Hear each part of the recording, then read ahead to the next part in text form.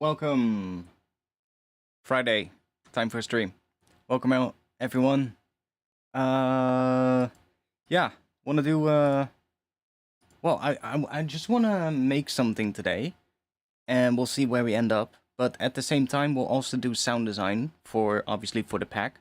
So I have one particular sound I want to make first, which shouldn't be too hard, and I think we will also then be able to use that sound in the rest of the stream. So, welcome all. Yo Butni, yo Sefia, Jim, welcome. Arcasia, welcome too.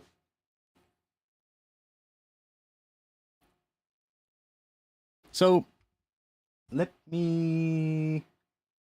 do this view today.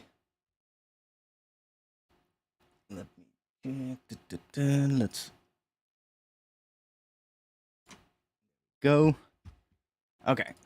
So, one of the things I need for the pack, and I'm not gonna sit here and chop all the samples and export them all one by one. I'm just gonna make a long resampled file that I can use and I can chop up later after the stream, and I won't bore you with all of that. So, make something that sounds like a house centipede. For everybody that wonders, we were just talking about that in the Discord.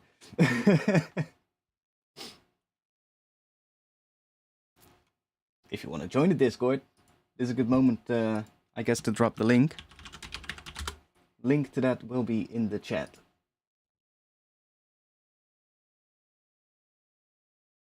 It's fine, Alex. It's fine. Stream will be on my channel as usual, so you can always check it the day after. Have a good shift, I guess. So, let me just create a MIDI track. And I'm gonna take... Let's put a drum rack in there. And I'm just gonna fill this up with all kinds of percussion sounds. Let me go to this folder. Ethnic percussion, sure. Let's just grab some stuff from here. Sure, let's put these all in here. And let's take some more. Let's find something with some more high-end. There's only a few of those. They're quite resonant. Maybe put those in there as well. And then we want something more like a shaker kind of. Yeah, like those. Let's put those in. Just gonna fill up this entire rack.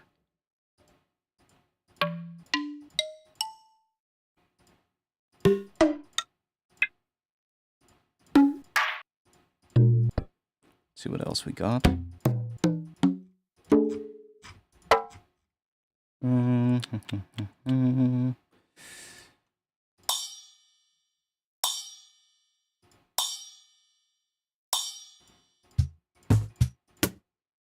maybe grab a few of these.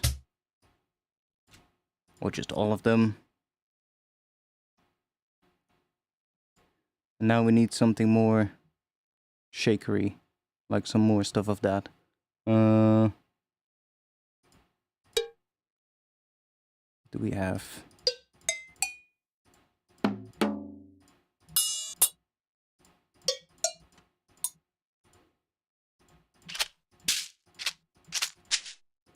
Those should do. We have some more of that.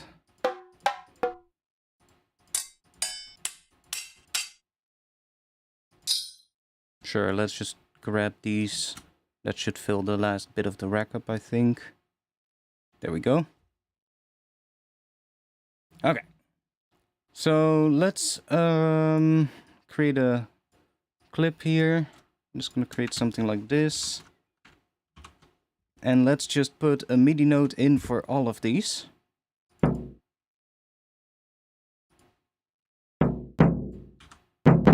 Oh, let me turn this off so that we don't get a lot of things triggered at once. I'm just gonna fill this entire thing up with MIDI notes.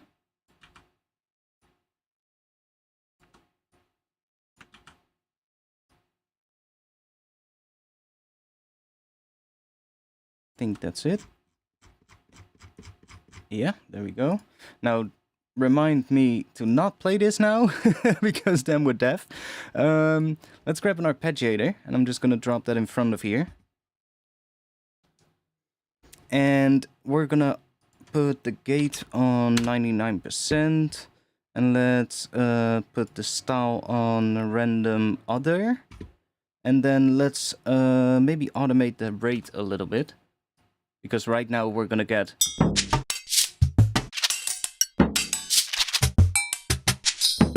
basically that. I wanna do some stuff here, so let me just let's see. Let's go to 1.4 here.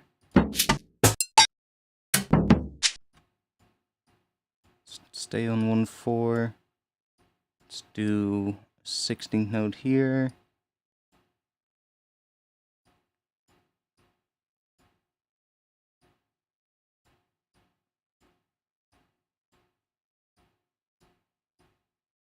Sure, that'll do.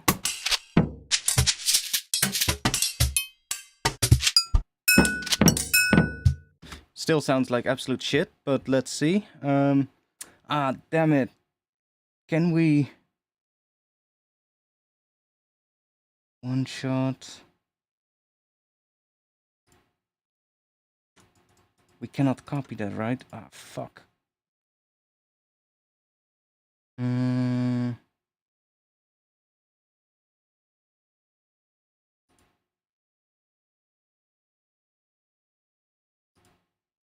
Do we get... Why can't we just all turn these into classic at once with a right click? That would be so much better. Can we do that somehow? No. Damn. Okay. I was like, I'm gonna make them shorter, but we can't. I think. That's annoying. I should have them in a sampler for that. Can I do that for all of them? Simpler to sampler? No. Okay. Let's see. Because we cannot... snap marker. No, we can't automate that one in the simpler, I think. And there's no, like, global ADSR in this mode. In one-shot mode, so that kind of sucks. But, okay. Let's see. I'll see if it works. So...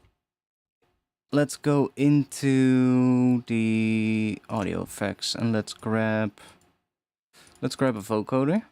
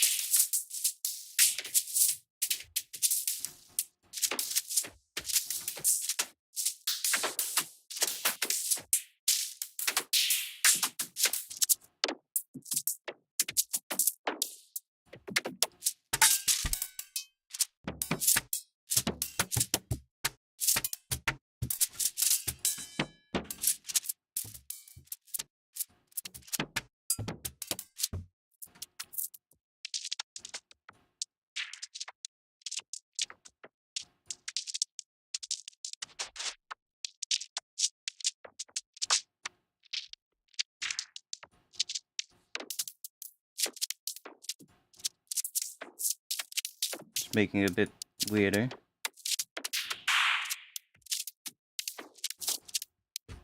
Sure, that'll do for now. Let's go... oh, we're already in the Melda folder. Let's see. Let's try the frequency shifter, maybe. Let's put that in between here. And let's see if I just grab one of the presets here.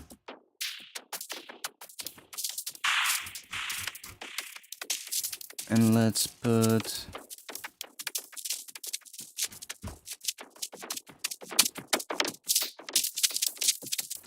just to make it a bit louder.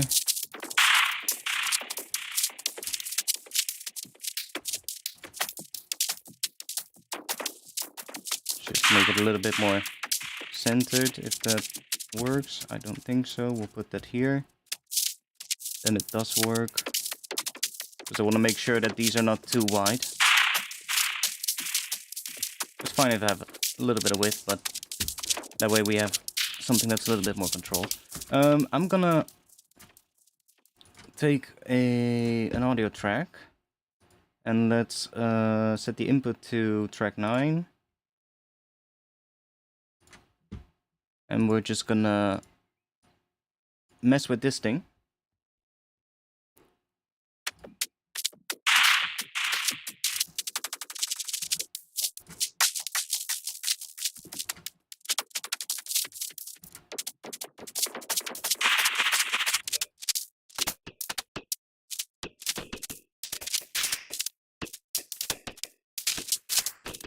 I basically want just like all kinds of crunchy percussion.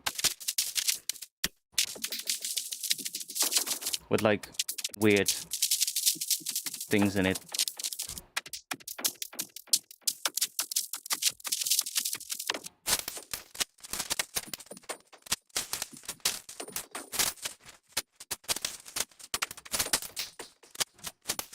Let's put something more in it.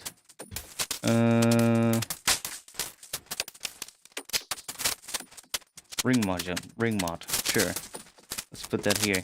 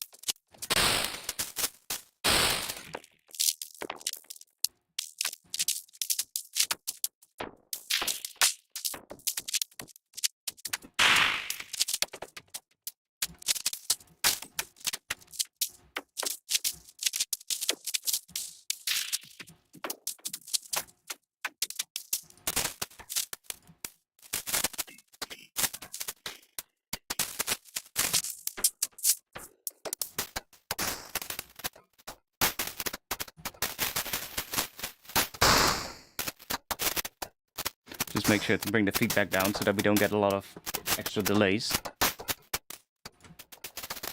See, like with this one. Okay, let's try some of these multi-band ones.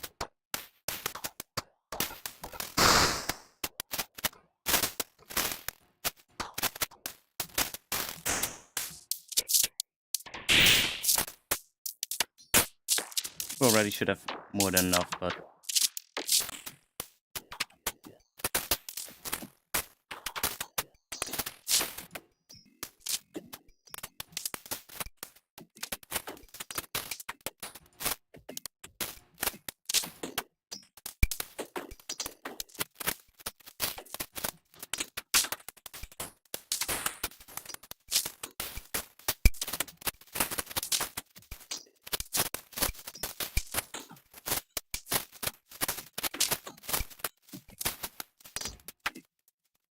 Okay, there we go.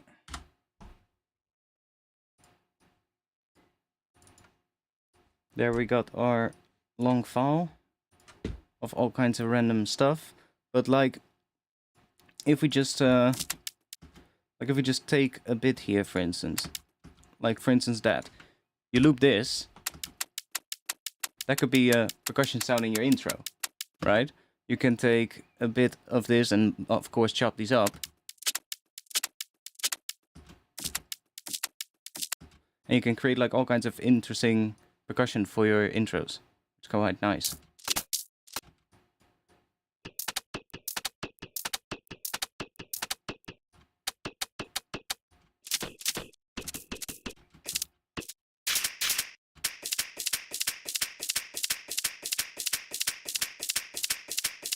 So we can definitely use this. I am gonna bounce this long file first because I want to make sure that I keep this in my folder for the pack that I'm working on. So let's just bounce this one long file in here. Yeah, let's just do that.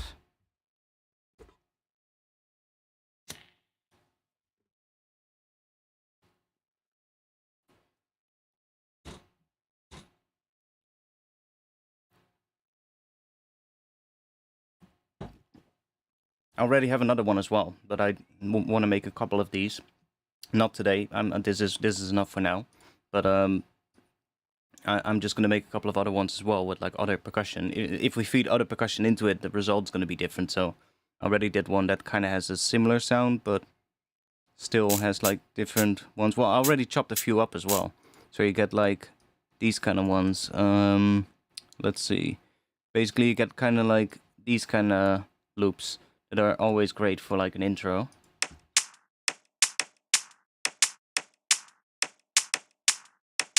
See, and that was also made from a similar kind of thing. I just took like a bunch of percussion sounds and I put them in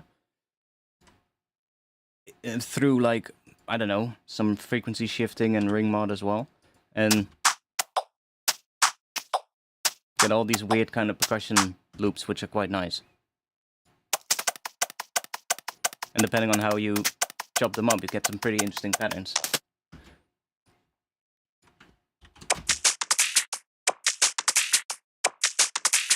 So you got some pretty nice, so like different loops that are not like regular hats and stuff like that, which is quite nice.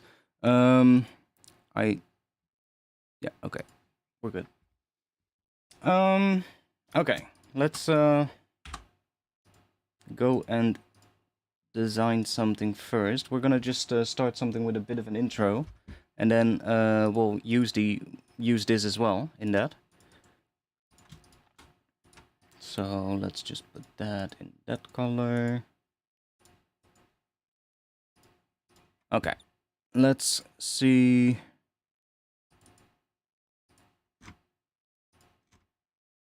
Grab a contact first. Can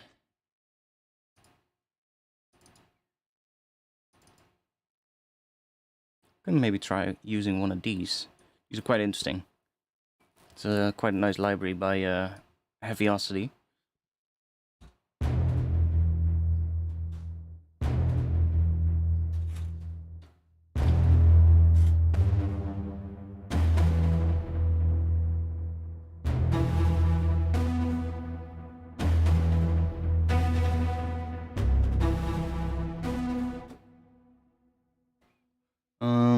Let's see. I think I want to have one of these.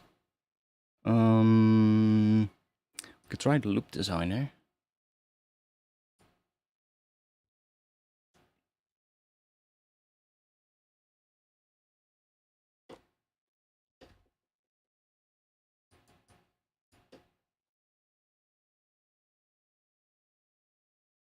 Ah, it's a key switch.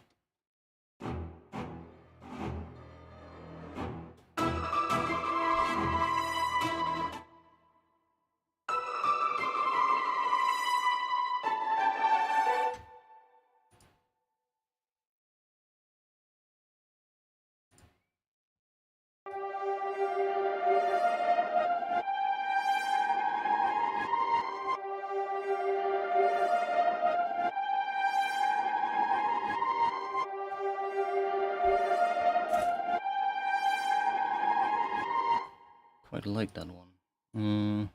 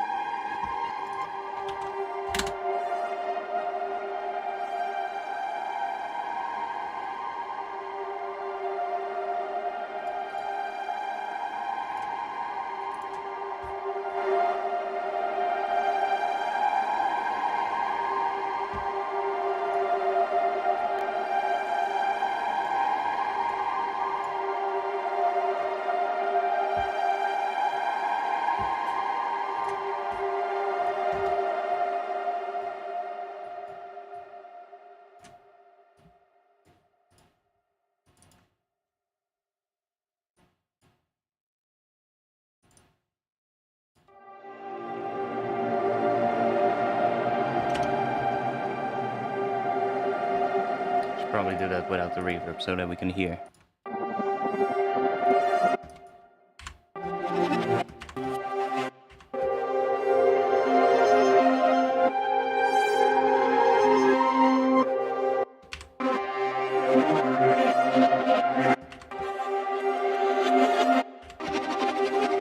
Fuck that. Let's just leave this one. And let's do another layer.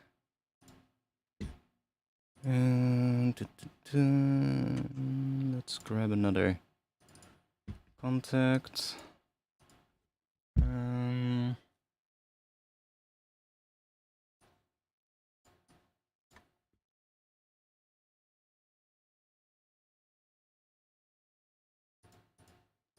This is the instrument, right? Yeah.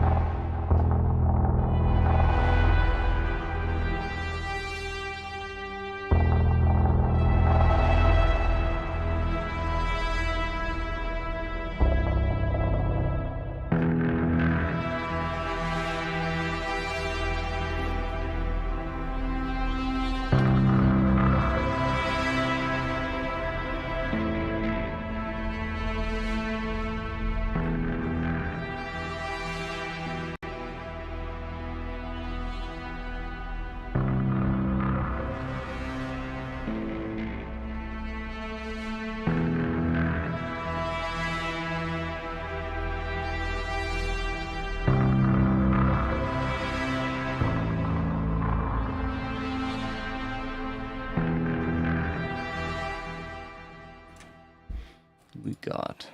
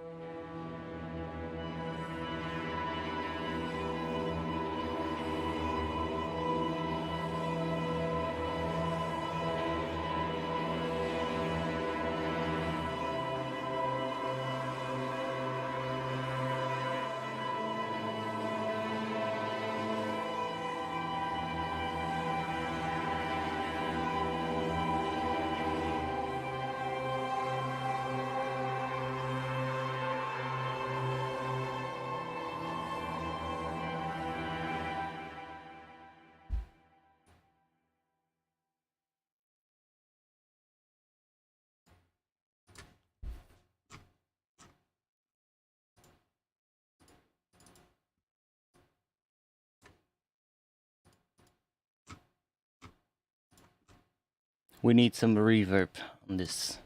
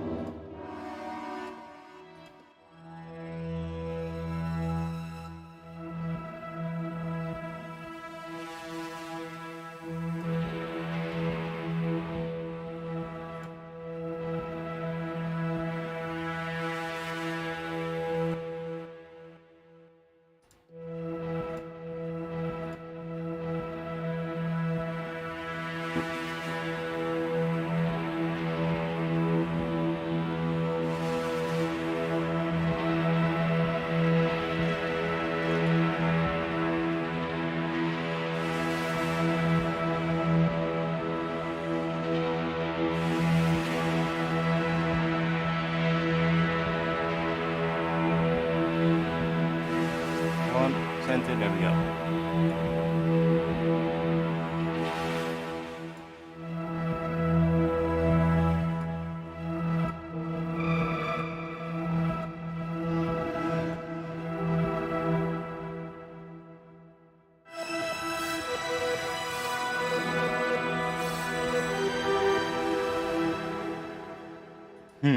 What are we gonna grab here? Some pretty nice sounds in this library, but let's see which one I like. Let's go out of here.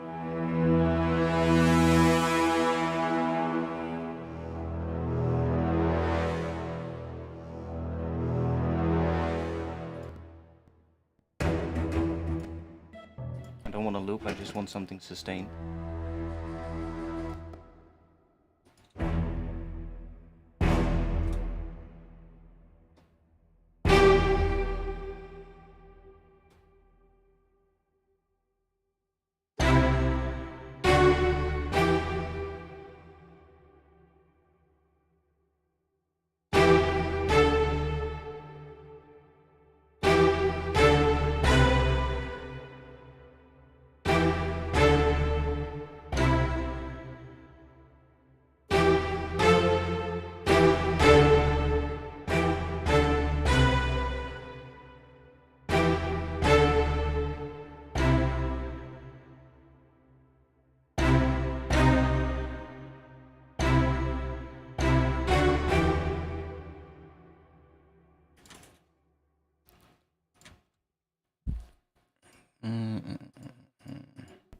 Those chords are pretty cool, but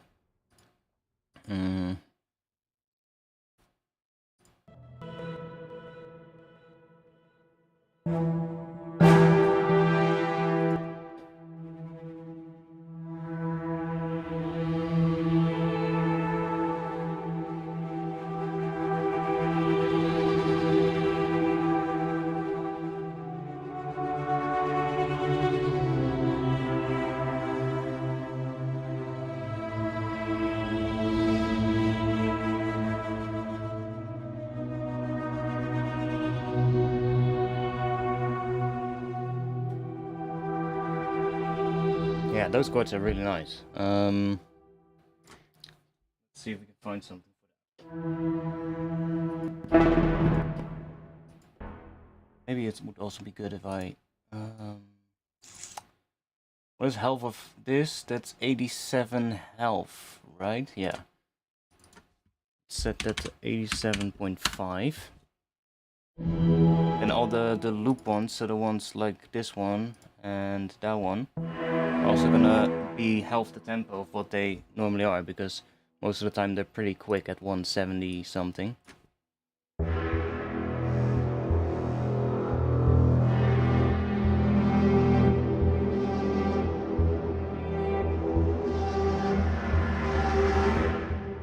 Those loops are a little bit much.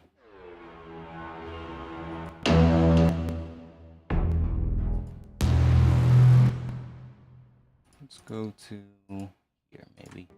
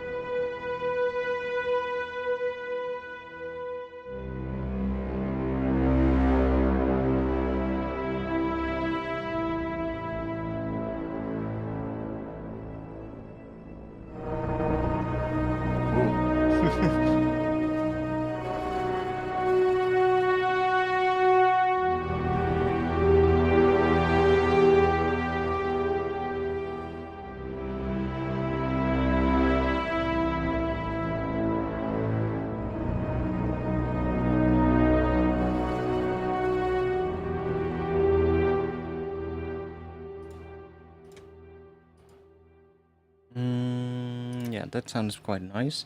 I do want to have one that's a bit more just a sustained kind of thing that we can use to kind of for like the first, I don't know, 8 or 16 bars. Let's see. Let me just duplicate this one because I like this one. We can have this one come in after that, I guess. Something that's a bit more... Maybe a different library. Or a different... Yeah, I know. This one. And then hybrid maybe? Let's see. Or traditional.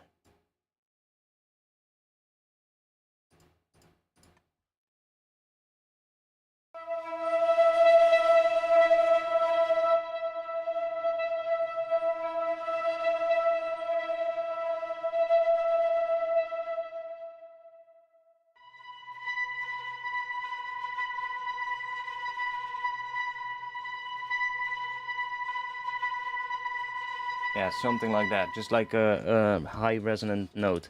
Okay. I want to make one sound now that we're gonna use. I guess I can show you. I figured something out that was actually pretty handy that I've been using for the pack as well. I guess I can show you what I mean. How to make sort of like big percussion sounds from scratch. So not like using samples or anything, but like making them from scratch. It's actually really simple. So let's grab an operator. And I'm just gonna grab a note. So I was all of that was I was playing in E. So I'm gonna use E.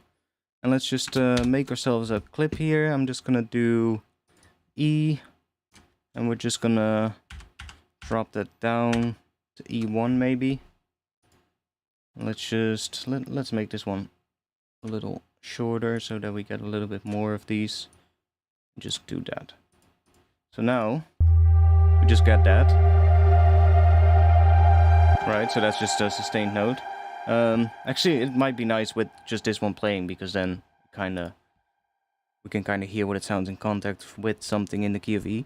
I'm gonna create a pretty short envelope, something like, well, pretty short, something like maybe a second and a half. So something like that. Let's make this one a little bit louder.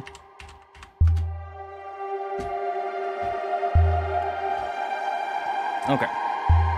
Next, I want to have another one, and we're gonna use some FM. And we're gonna make this one shorter. Something like that maybe. And maybe bring this up.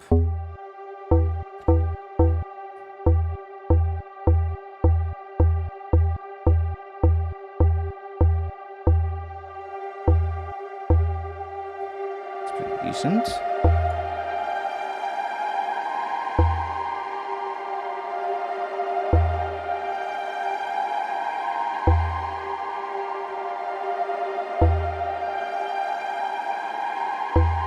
That should do for now. Then let's grab a pitch envelope. That's way too quick. I'm gonna make it a lot shorter.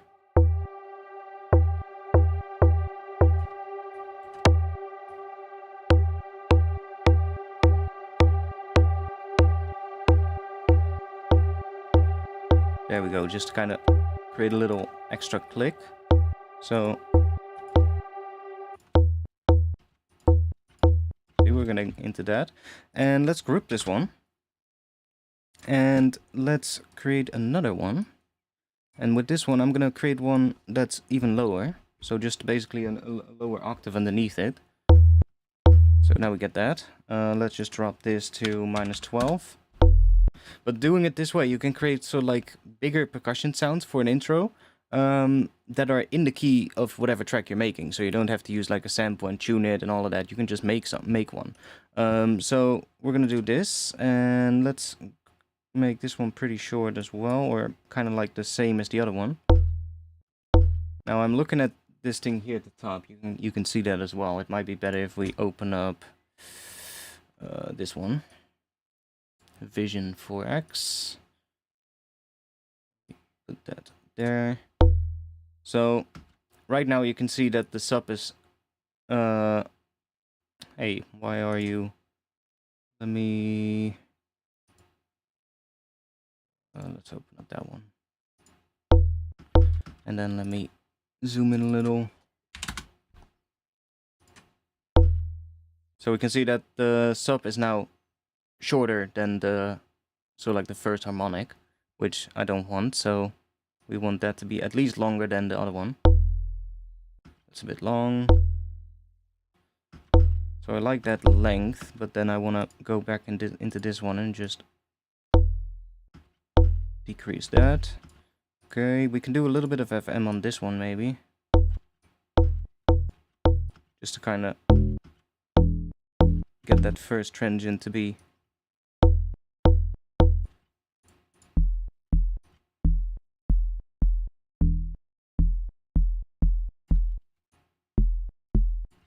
maybe use that one. Let's do a similar thing here.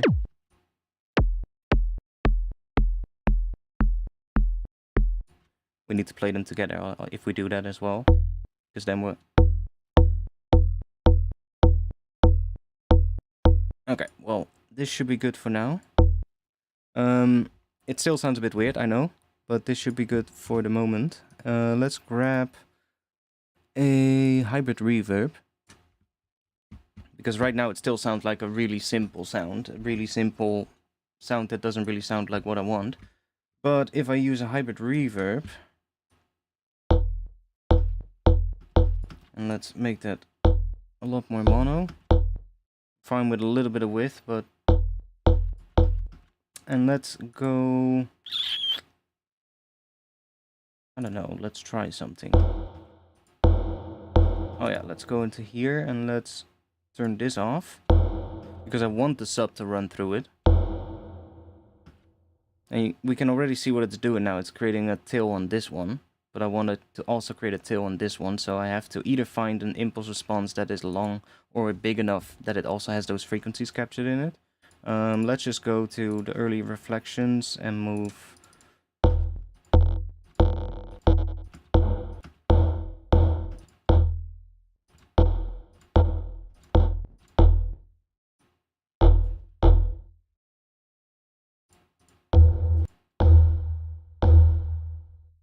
Okay, we're gonna increase this size to maybe 200%. And then suddenly it's down there. So then we can shorten this as well. Let's give it some attack.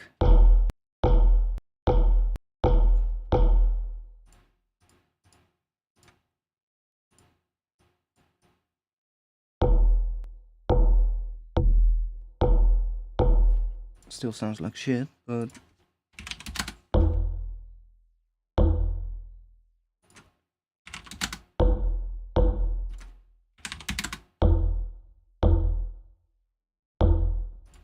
maybe 150.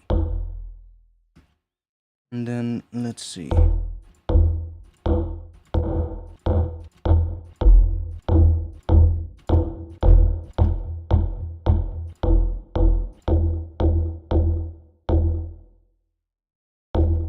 This one. This is Vision 4X by Excite Audio. It's basically the analyzer plugin that they made in collaboration with Noisia.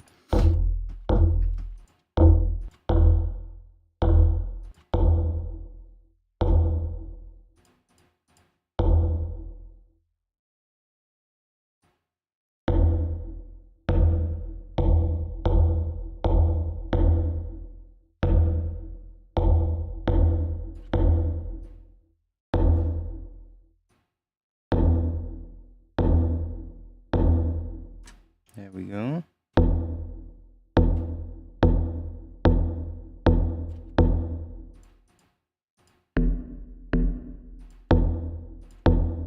It's kind of nice.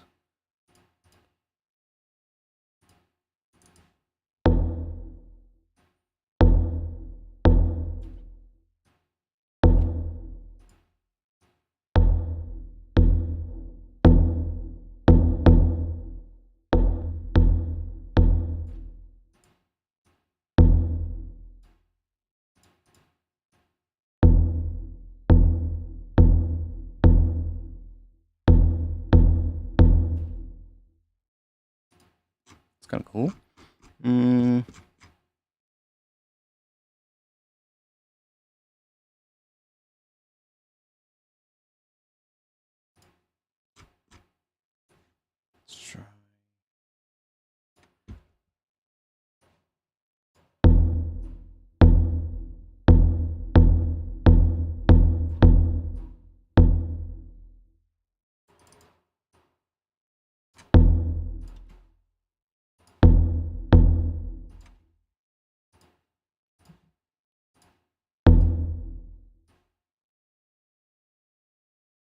Is it clipping? Yeah, that's fine. Let's put a limiter on it. Is a good plugin to use. Yeah, I like it a lot. It's really helpful. I usually have it open on my second screen, so I usually just like if you have it open and like you can't really make it bigger than a particular size if you have it like this. See, it's only gonna go up until here. But if you have snapping turned on Windows and you just like if we just for this moment just unpin millimeters. If I just drag this to the top and do that, see, I get it full screen. So I usually just do this, and I just drag it over to my second screen when I'm not streaming. And I just put it open on full screen on my second screen while I'm working on stuff. And then it's really helpful. It's nice to be able to see everything. But during the stream, that second screen is already in use, so we'll have to put it on the main screen. Which is fine, because then you can see it as well.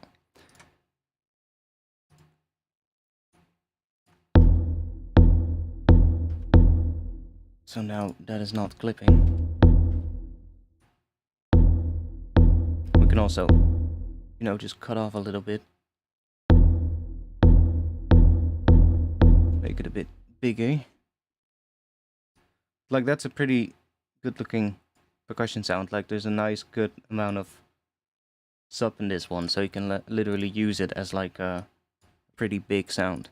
But like you can use the amount of FM as well to get like sort of like higher overtones, and then lower ones like here. And as long as you keep the convolution reverb pretty mono, then it'll sound good in mono as well. Like, even though it's reverb, but if we play this in mono, it's still gonna sound good, right? Whereas if I would put this on stereo, like this, I mean, it sounds really wide now, but if we sum that to mono, it still sounds good, but I don't know, it sounds too different, right? If you would have this in your track, it's like, whoa, it's super wide, and then if somebody listens to your track in mono, then that whole effect is gone. So I would rather just, especially for like drum sounds, just make them in almost mono, and then you're still gonna get a little bit of width, but that's fine. But yeah, I like the plugin.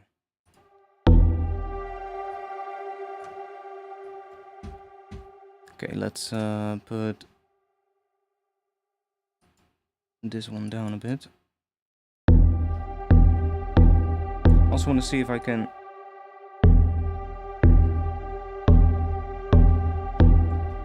different harmonic.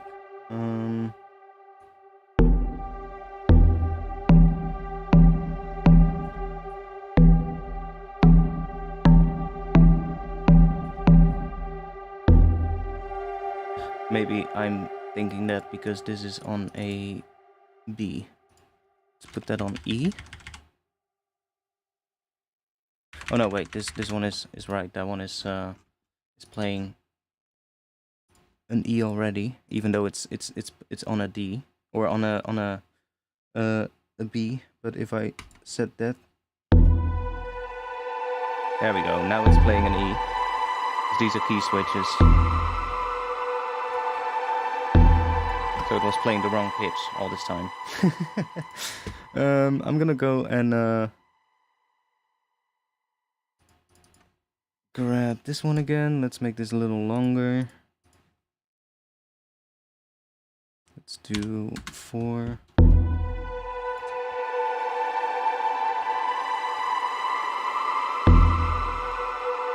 Yeah, that's fine.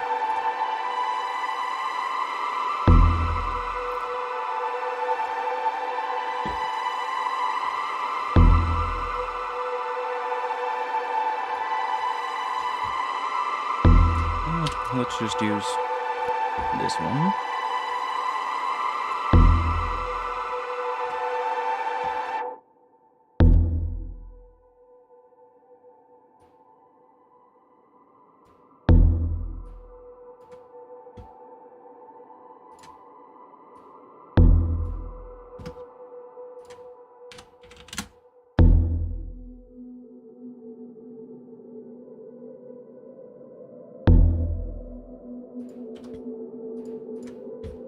Okay, let's grab this one. I'm also gonna... I think it might be better to have just one of these do... let's see.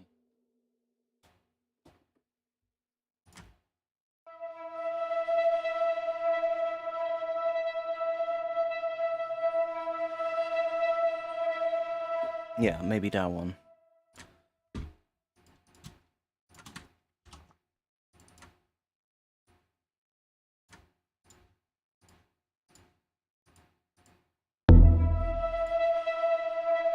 Yeah, that's better.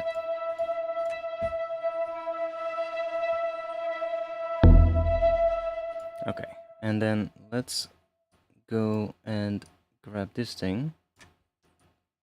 I'm just gonna go and grab a random section here. Sure. Let's see what we got here.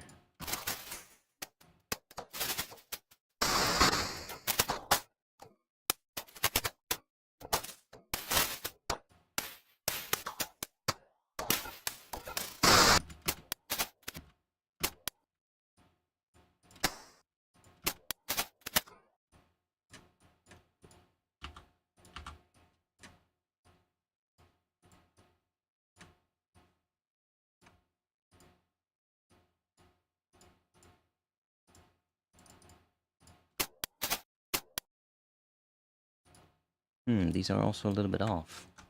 For some reason. Let's see, some higher pitch stuff.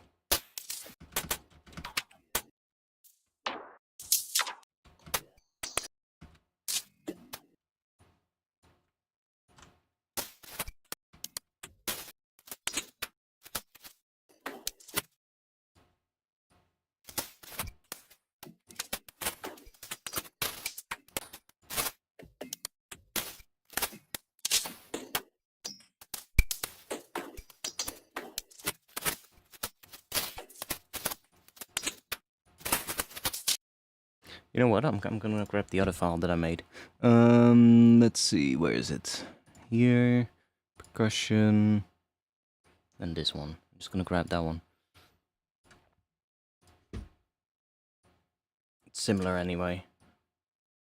Let me just make it a little quieter.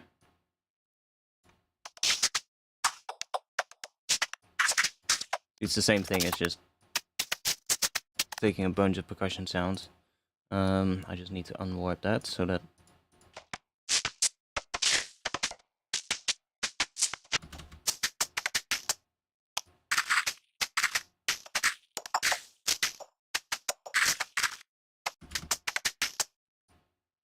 See, if I just grab a section, let's grab this and just drop that here. Get rid of everything. And then now we're just gonna use this, so... It is... Is it at the right tempo? It should be. For some reason it doesn't look like it, but...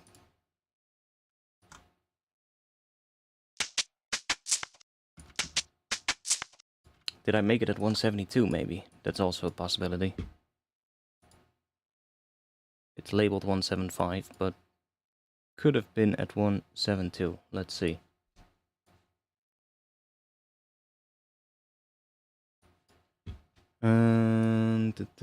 Because it doesn't line up with the grid, and it should. So let me check real quick. If I warp this and then put it at 172 divided by 2 would be... Oh, the tempo is wrong of the project. Ah. What the fuck? Okay. 172 and then 172 here. Let's do that.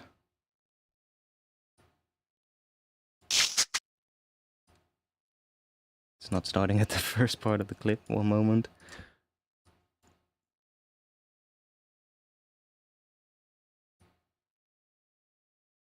No, it was made at 175. Yeah, there we go. Okay, nice. We got it. Took a bit, but we got it. Random spot. Let's just grab something. There we go. Let's remove everything. Let's just see what we got.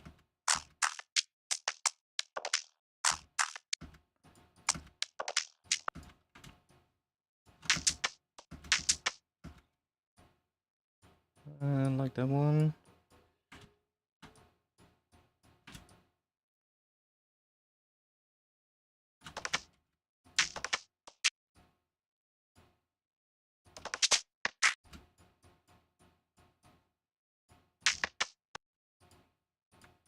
Yes, okay, let's grab that.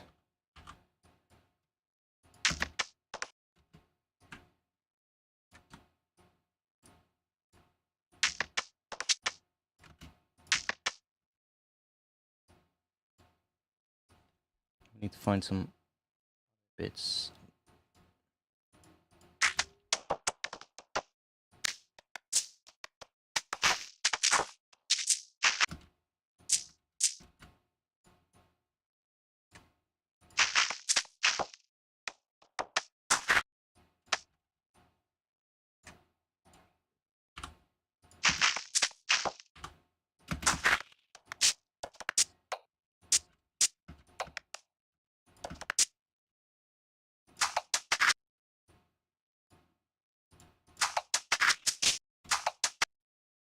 It's kind of cool.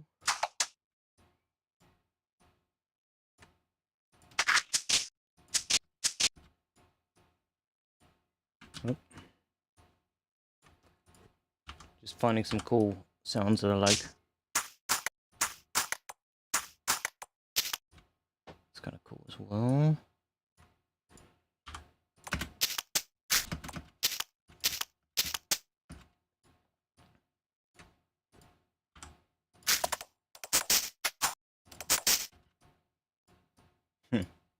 Maybe for the end.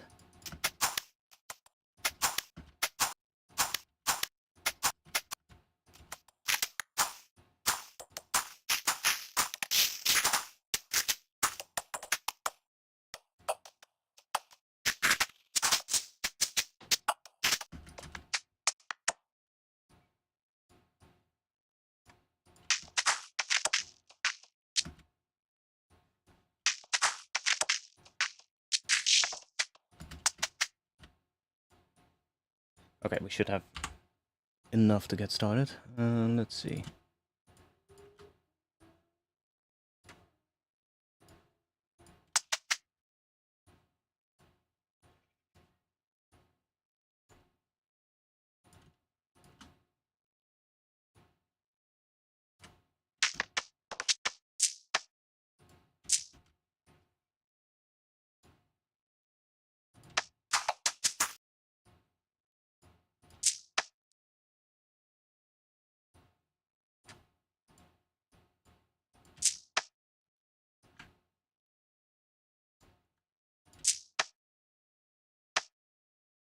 Okay, yes.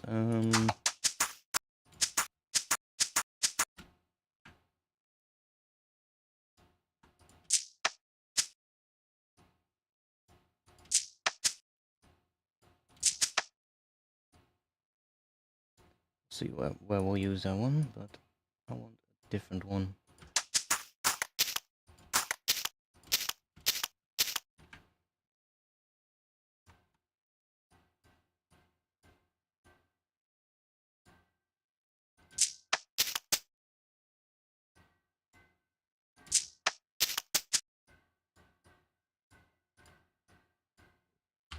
Maybe we need this one again.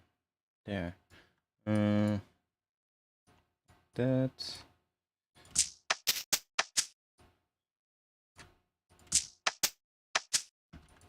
Let's grab that.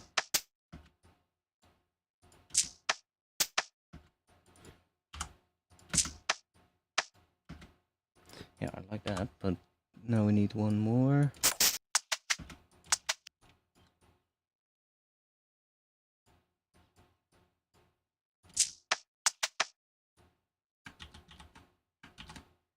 Let's try that.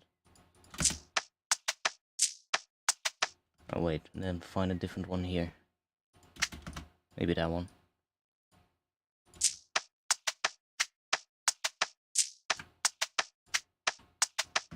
That could work.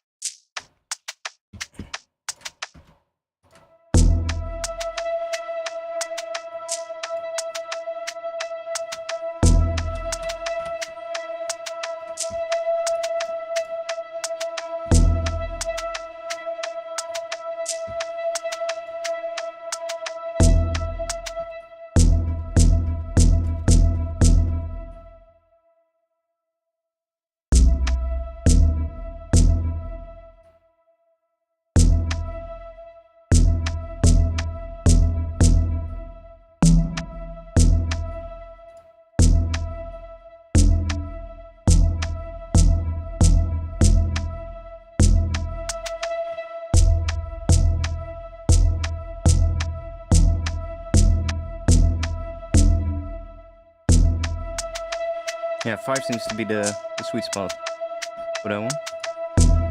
Maybe we can...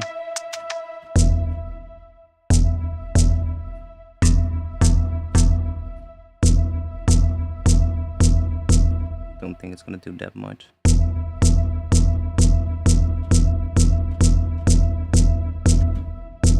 It's fine for now. Damn, it's getting hot in here already. Let's put some fans on here. There we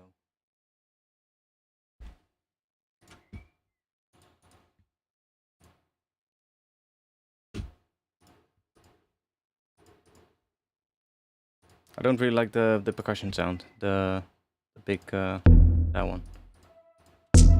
Kind of works, but I might have a better one.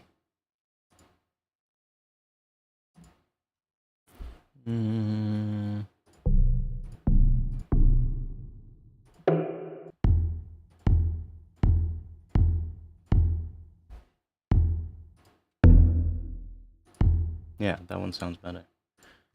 Made that one earlier.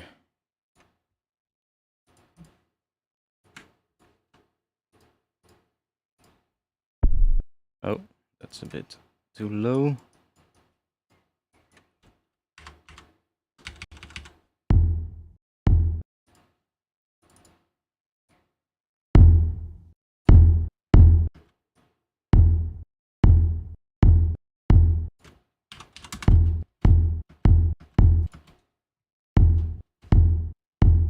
Start with that one.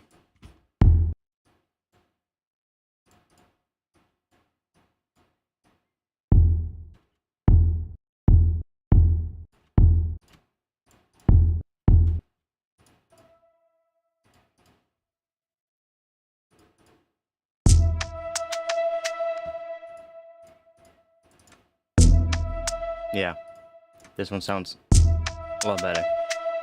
We're gonna use that one. But that's the same way. I made this one the exact same way, basically. I just spent a bit more time on it. Okay, there we go.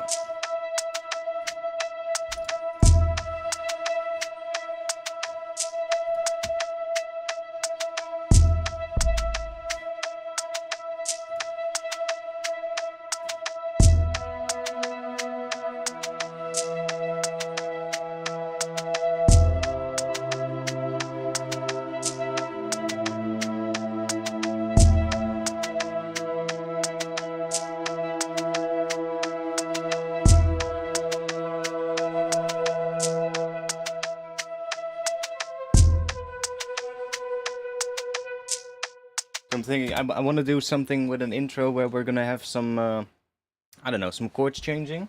So, E is nice, of course. E minor maybe. And at some point it's gonna go to, a C in the bass. So we get that, which would be C major. But I found out that it actually sounds really cool if you have, let's say, a C and then a higher B. Which would imply, what is that? The 7th of a C major 7th, I guess? This key?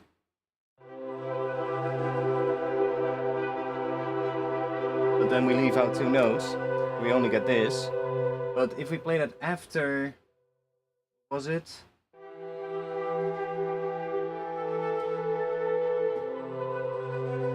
That's really cool. And then I guess if we go to A in the bass then, but keep the B, then we get an A sus2, I guess. Which leads pretty nicely back into our E minor. So I want to do something with that, I think.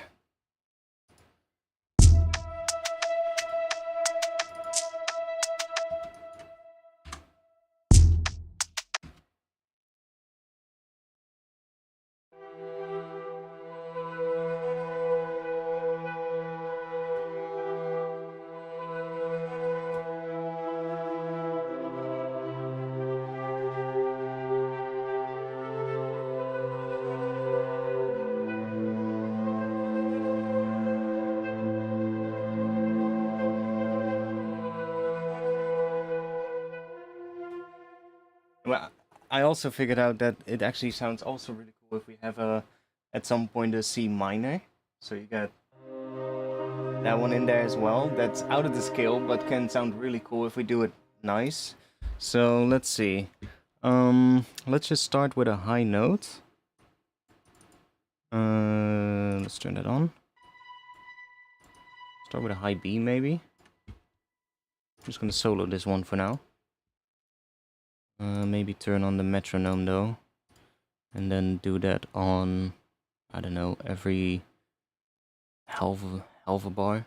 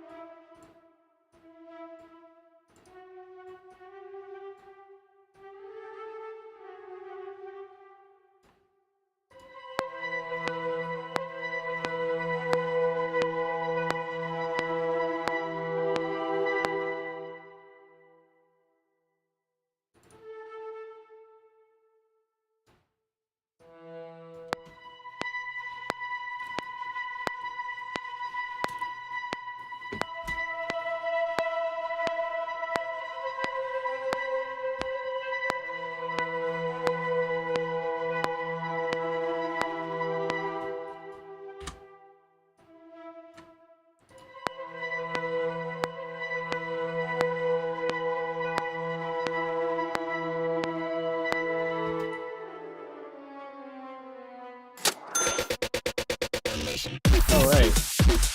Thank you.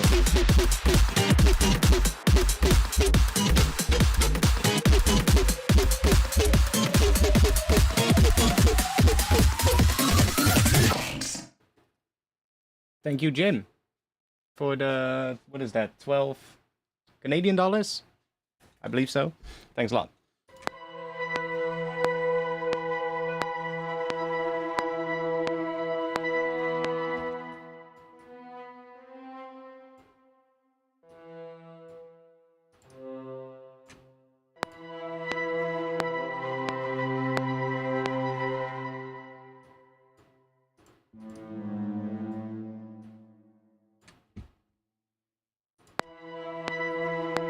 It's halfway, right?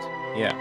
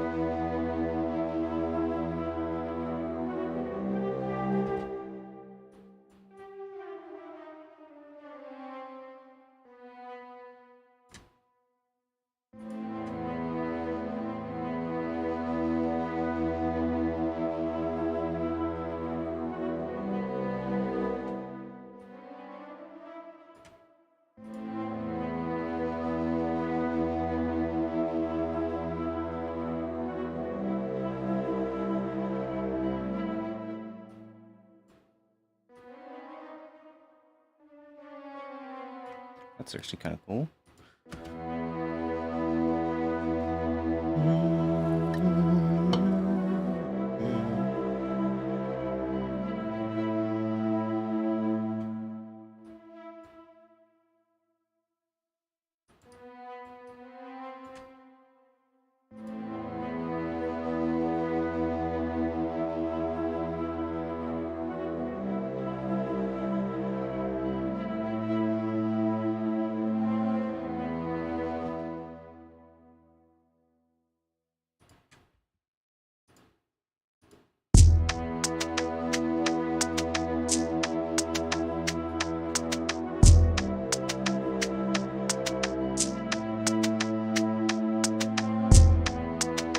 Yeah, I quite like that.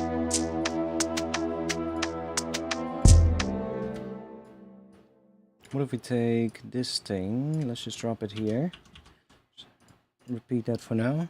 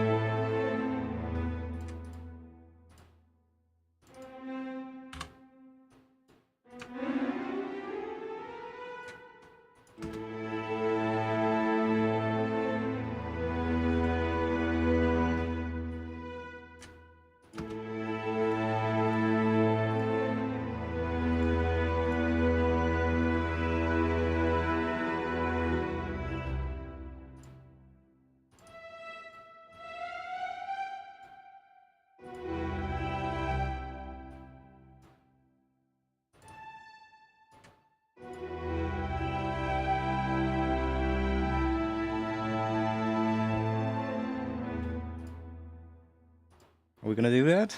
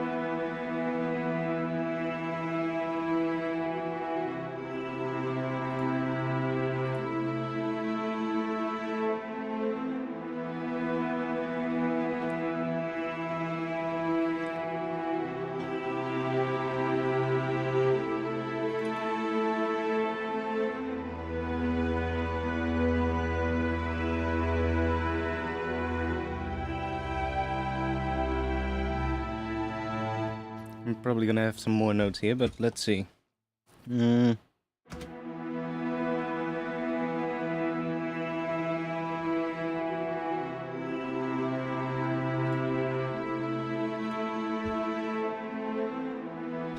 also wanna hear what it sounds like if we do a little bit of that.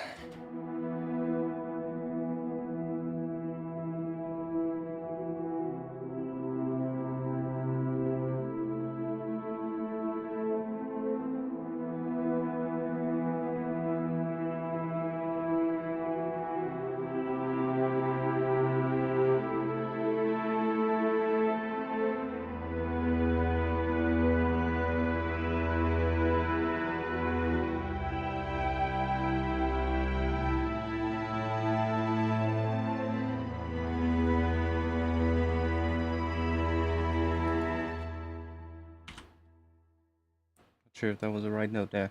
It sounded like there was a wrong note, but let's see. Let's do this, and let's just make that start pretty small like that.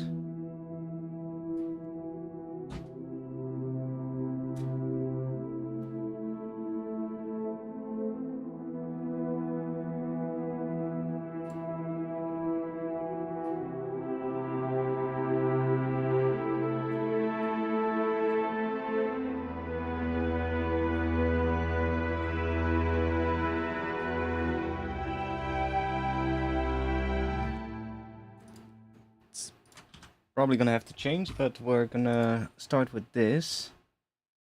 And then get some of the percussion as well.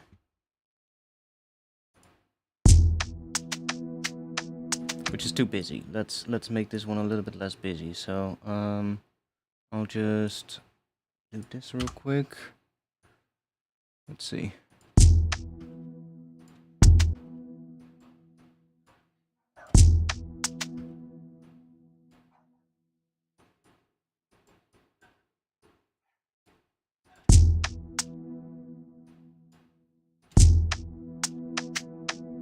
Yeah, that's better. Like.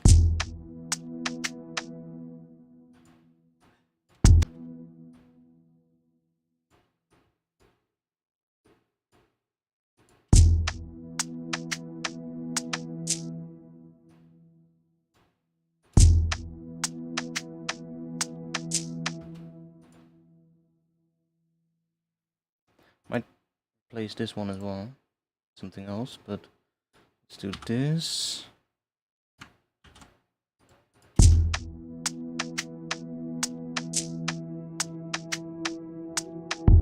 Yeah, can we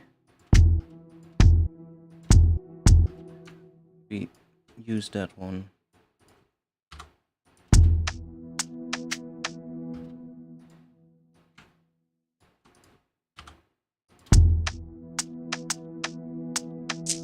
Yeah, I guess that's just gonna be what we're gonna use. Just this.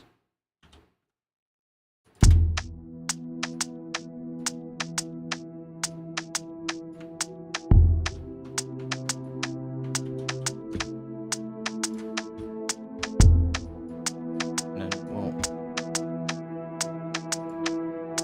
why do I use another one if we have one already here? Let's put some.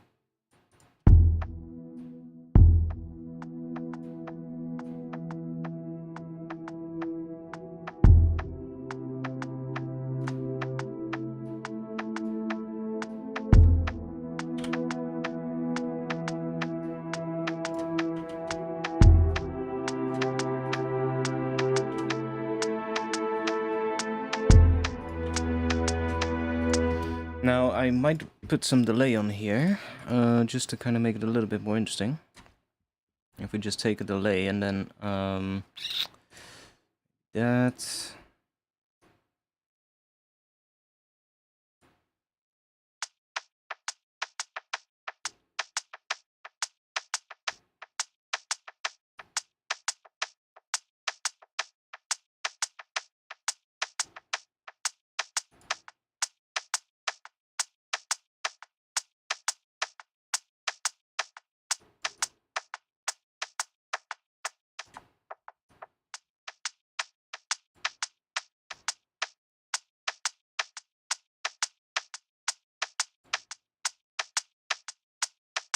Yeah, that should do. Something like that.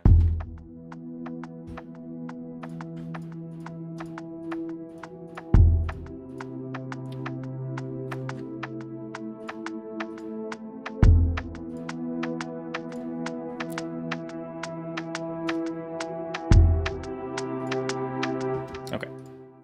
I think this needs to come in later though. I wanna start with something more like a sustained thing, so that's that one. That one is playing a loop with different things in it, so let's just not do that. Let's just write everything ourselves, because then we can decide what it does. What does this one sound like? Kind of fucked. Let's grab something else in here then. Let me go and grab the traditional one, maybe.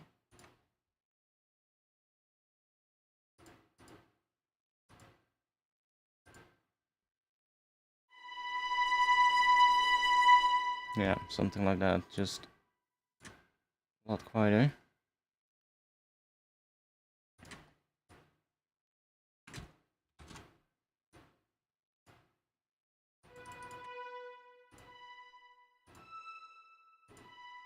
I think B, but we'll see.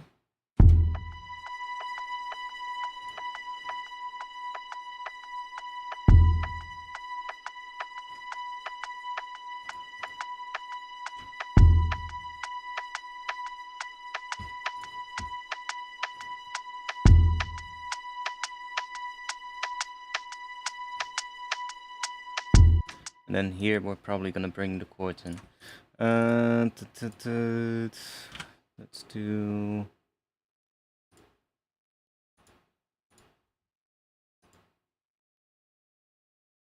Or at least here the full chords will come in, which means with the bass notes. I think here I might already bring something in, but not everything. So right now we would get that. I want to kind of stick to just E in the bass for this section probably. Let's just this is kind of cool. I'm gonna duplicate this one so that I don't lose it. Then let's get rid of everything here.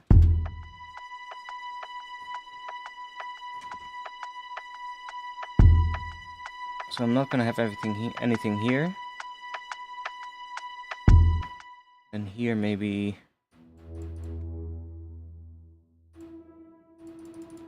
E or something coming in.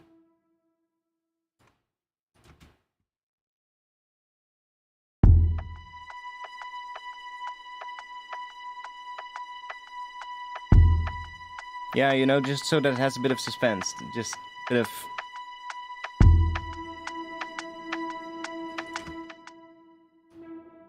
Maybe just a single note thing.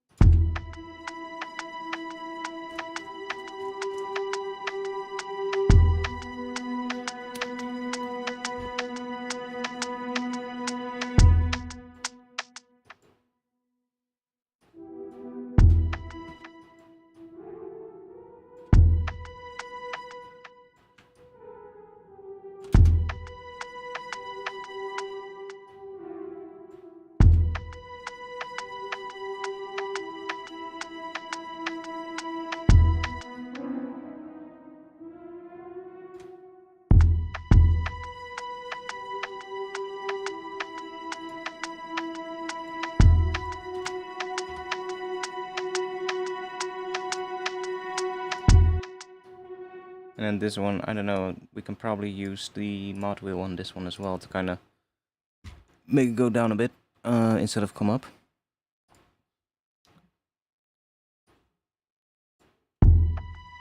Not sure if this is... No, it's not mapped to this one. It's not automated, so that's good. Sometimes this one is automated, which is really annoying. But I don't think that happens on this patch. So that's good. So we can...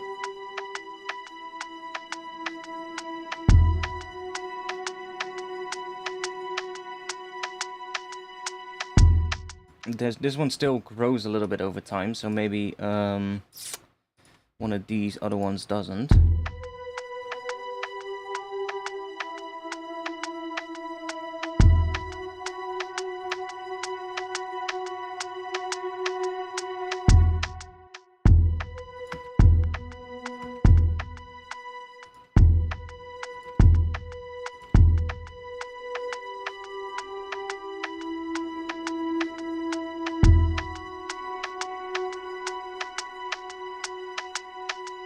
I need to check it also real quick here. What do these presets sound like with bigger chords? Let's just check real quick.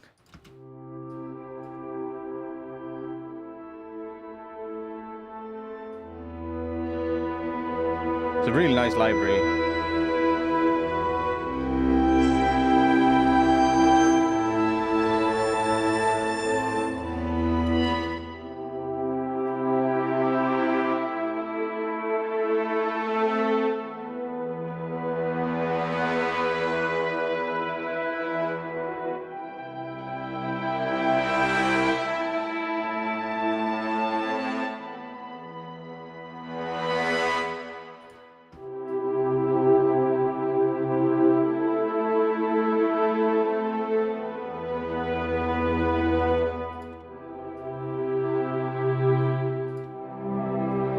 That one is too low. That one is lower. I don't like that. I love the emotive woods. That one just sounds so cool.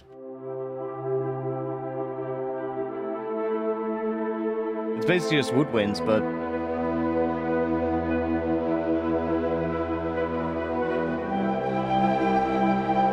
really nice.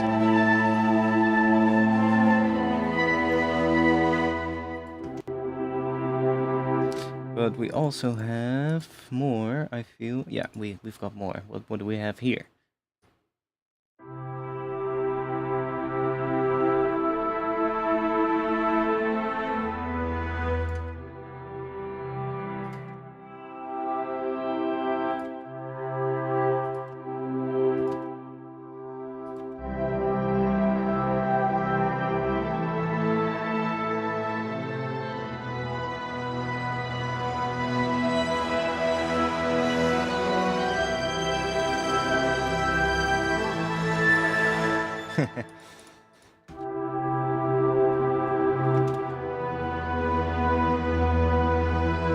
Yeah, I like the, there's also these. These are also pretty cool. You can basically use these, just say like, I don't know, it's not pizzicato, pistachio. And then we can just tell it to how many repeats we want.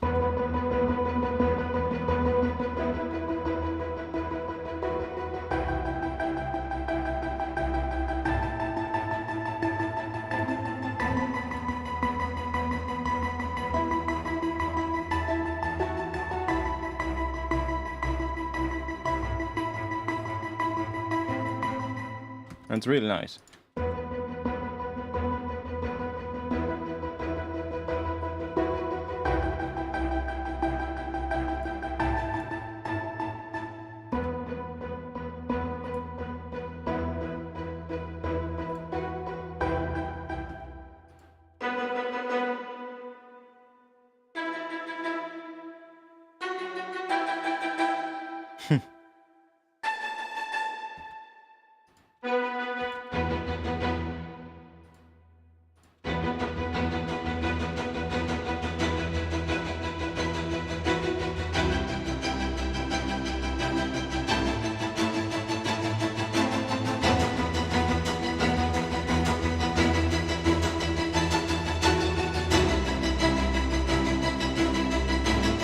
So if you want to get like a section where it starts building up a lot more, we can definitely use something like that.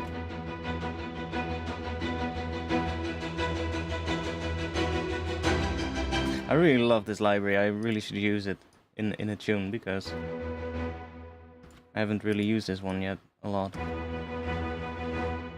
Sounds so good though.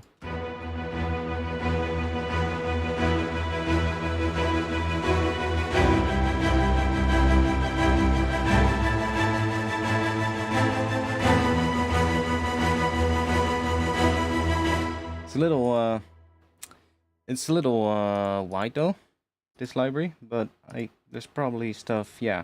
So there's like this one, is that one? It's already pretty wide, yeah.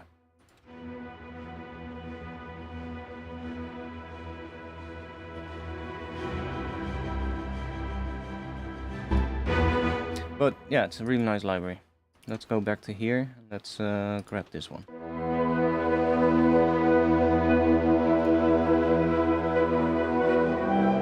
Ah, okay. So if I turn it on, yeah, see, then that starts moving.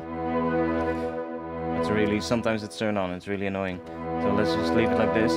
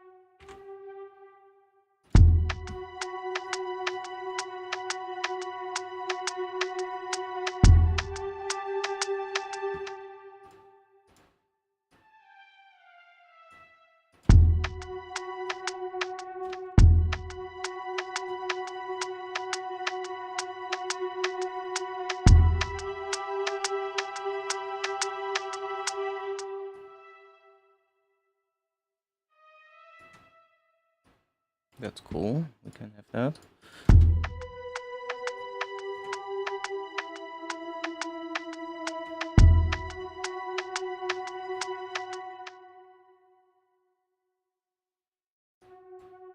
That's an F sharp. Let's do. What can we do? I want an E to come in here. Put that in first. We want an E there coming in.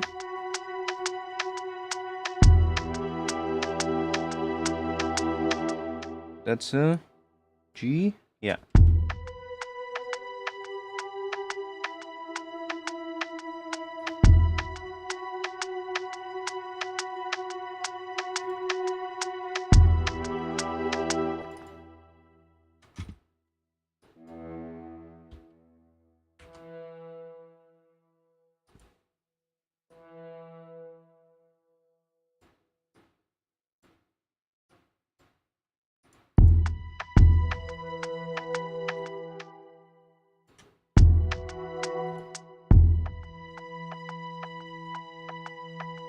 Oh, that could maybe work.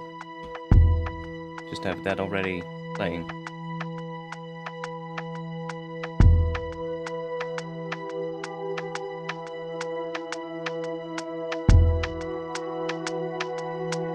Obviously, we need to work on the dynamics of this thing, but...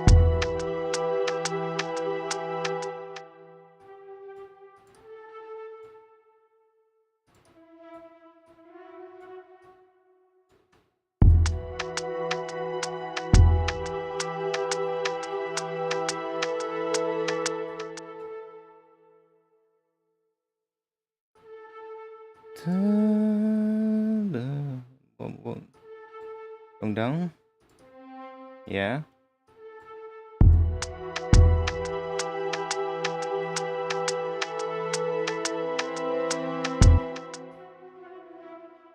To E? Maybe? Then we could go to C here, maybe.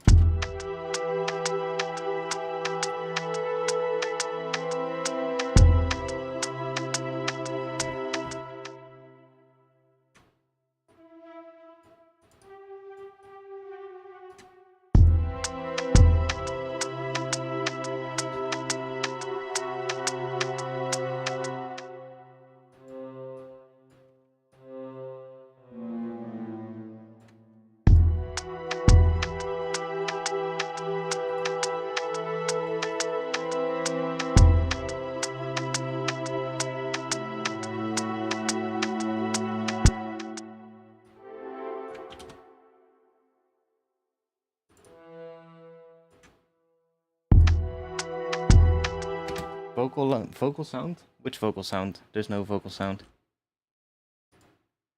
If you mean this, that's not really a vocal, that's more like woodwinds.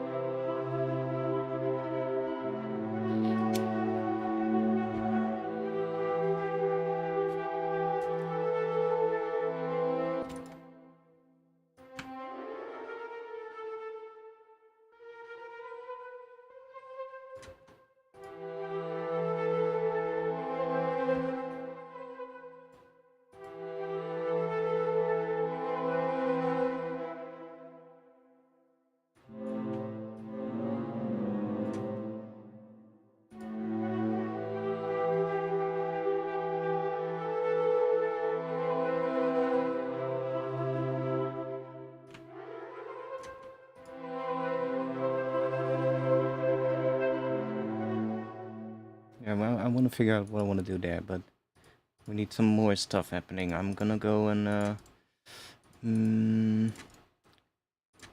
let's make a kick.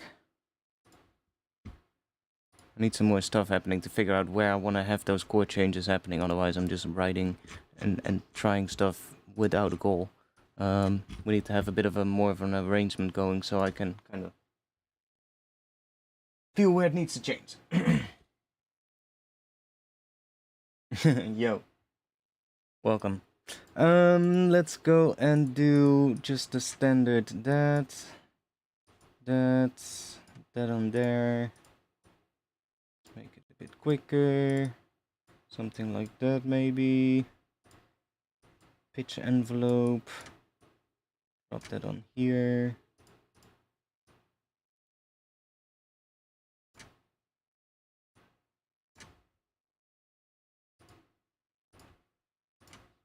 Let's just... I'll mute this one for now, so that we can just drop some kicks in. Beautiful. Done.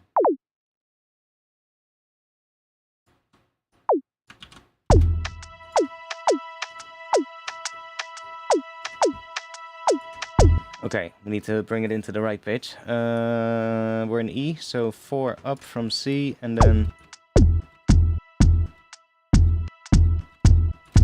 How low do we need to go? Yeah, to there.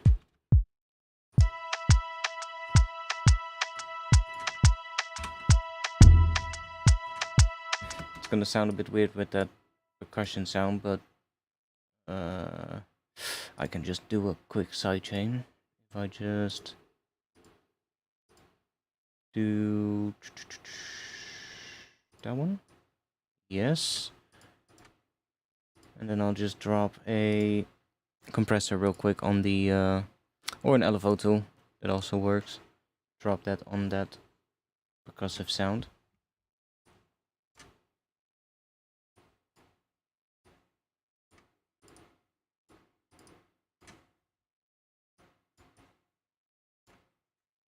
We'll just make sure we'll trigger that with this one. There we go. So then every time those two play together,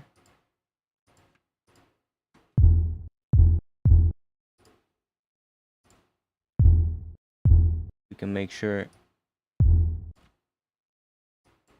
there's room for the kick to come through.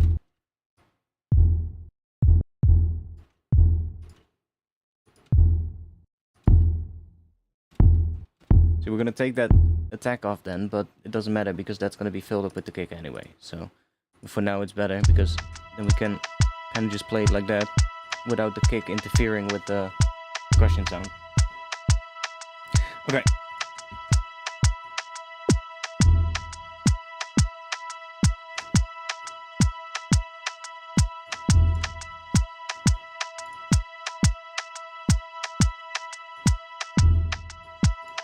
Take one of these.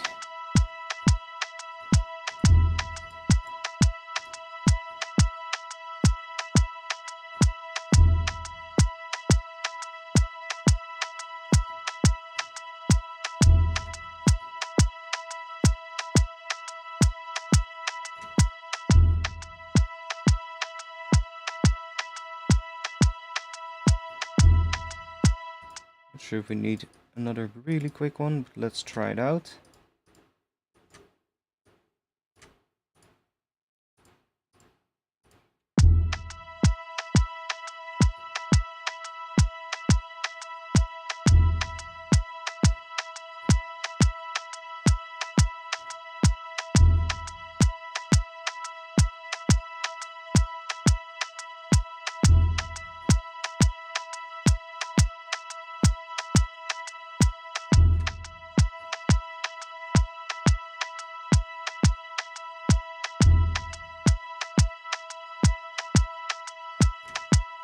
There we go, should be enough for now.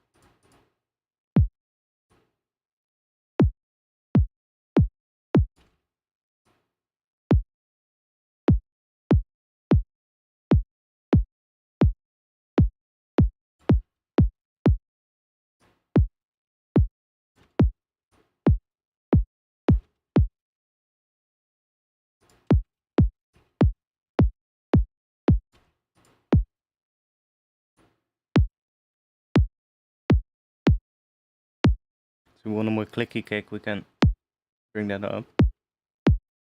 But for now, that should be more than enough.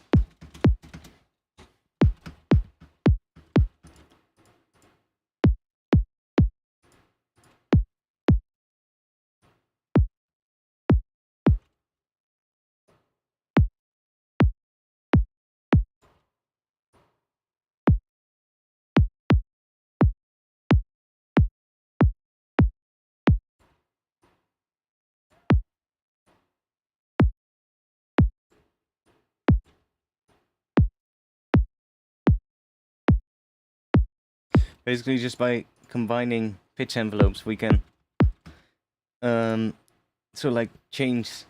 Well, they add up together, right? So it's easier, I find, to use multiple than to just use one pitch envelope. Which doesn't really make sense, but it is actually easier. Okay.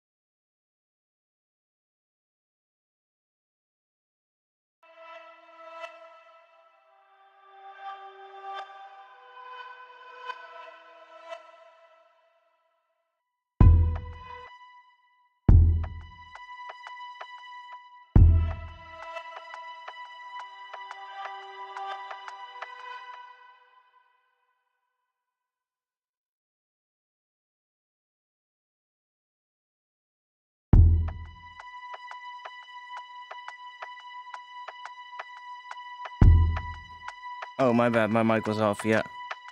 Thanks, Sephion.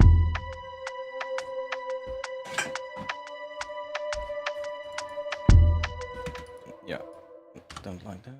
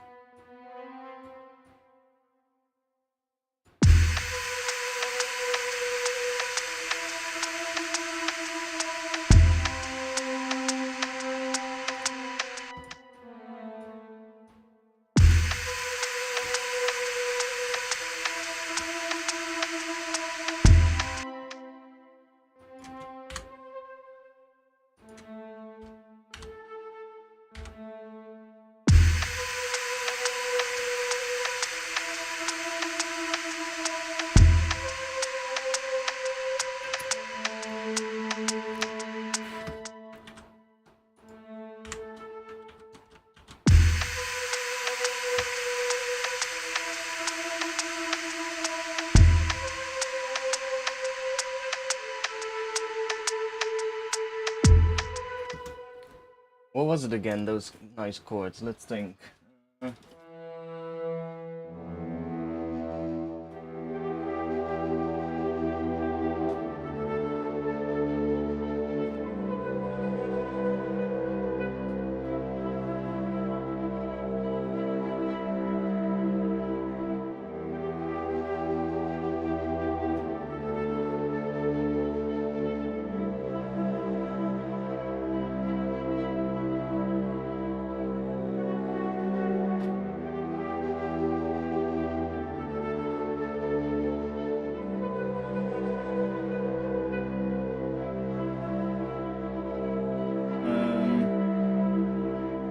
Then. What now?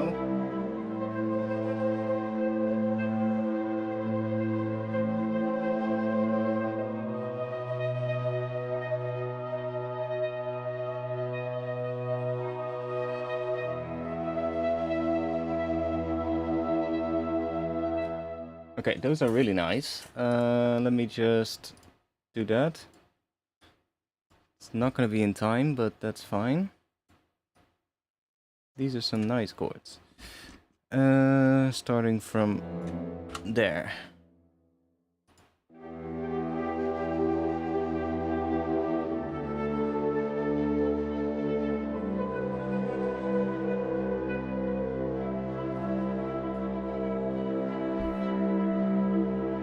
Okay, so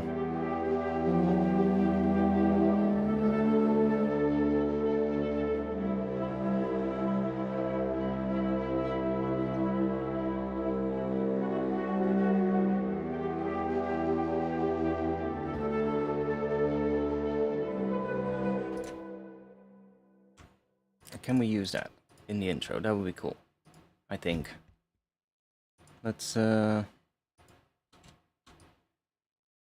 I just arrange that real quick? Because this is not in time.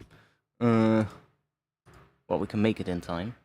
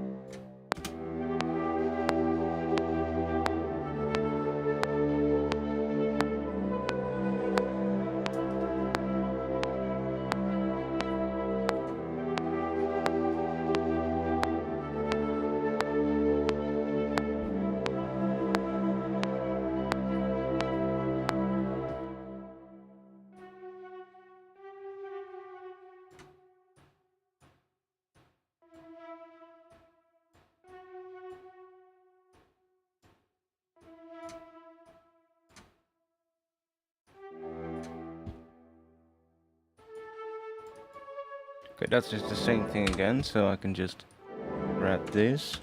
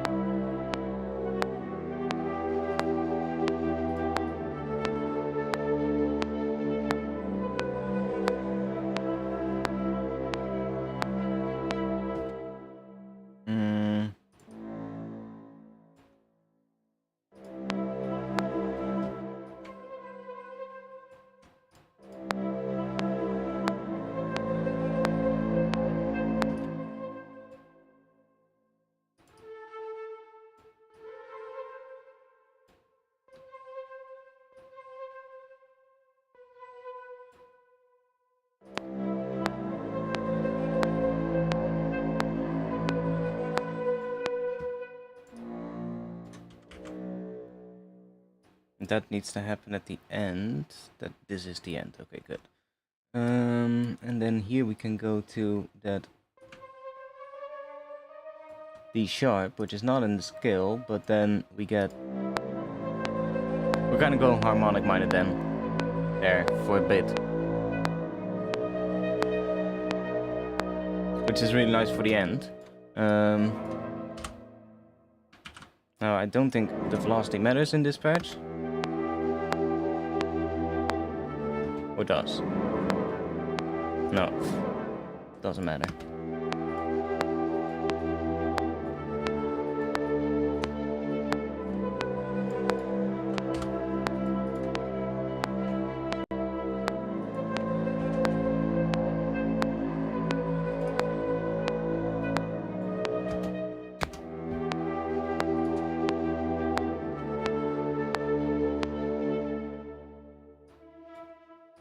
Can also do...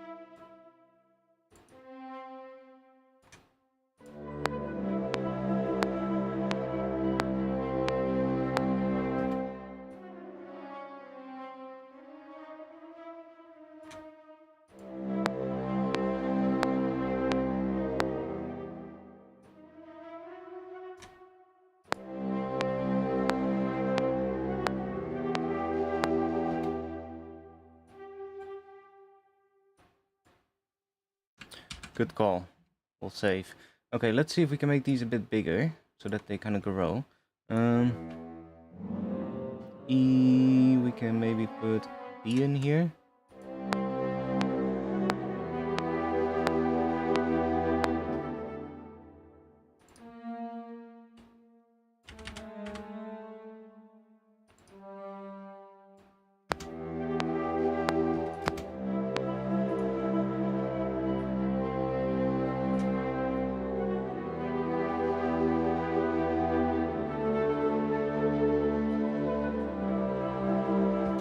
No.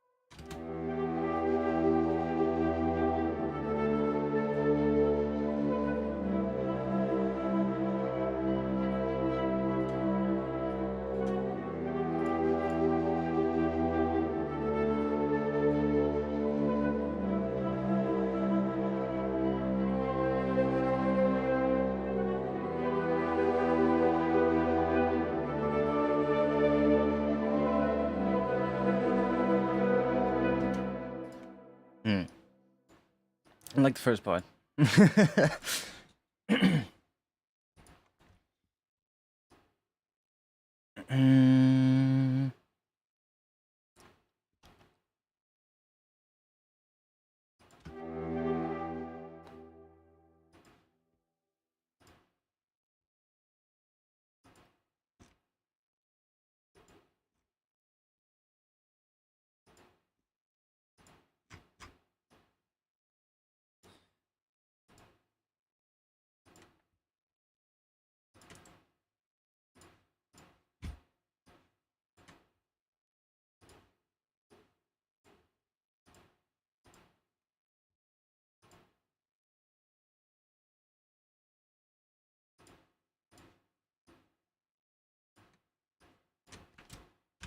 Let's see real quick.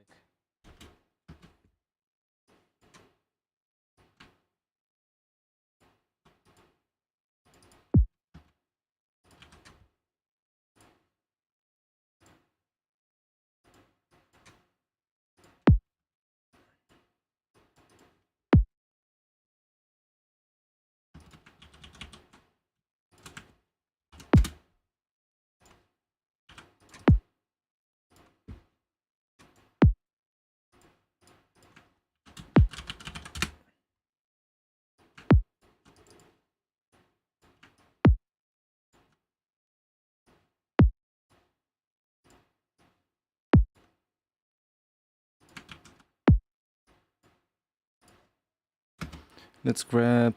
I'll just grab a snare. Snare.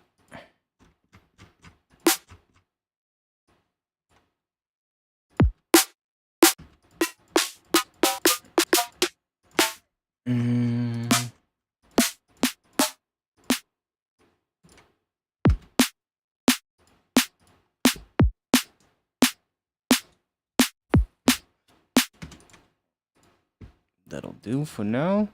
Do I have a nice head pattern already? I don't think I made that many heads yet. No.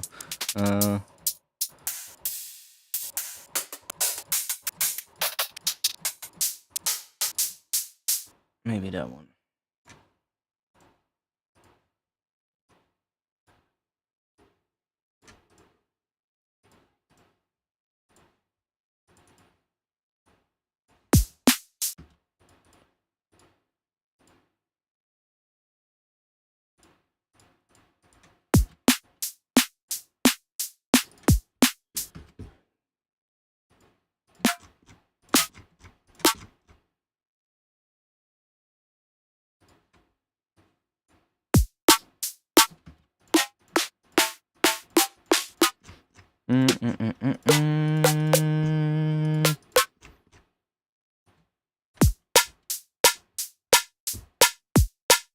That one is kind of weird.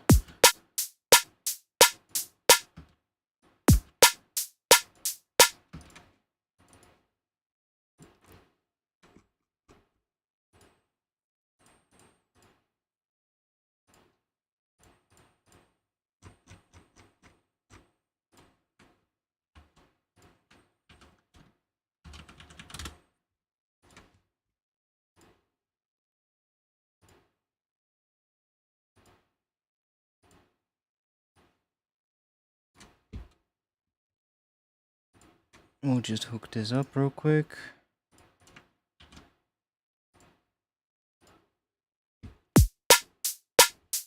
Okay, that's doing something. Okay, the snare's really loud. Just back that down a bit.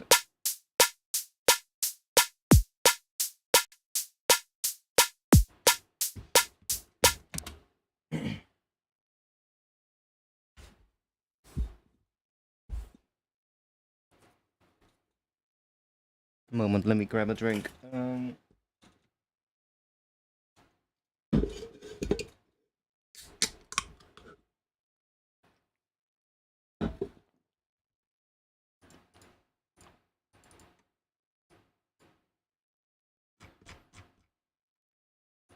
So I'm thinking, because I want to do something with that, with these kind of chords.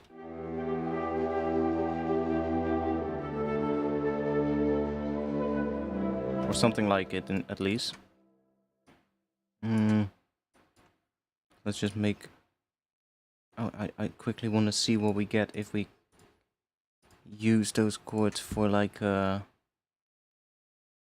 something interesting. I'll see what happens.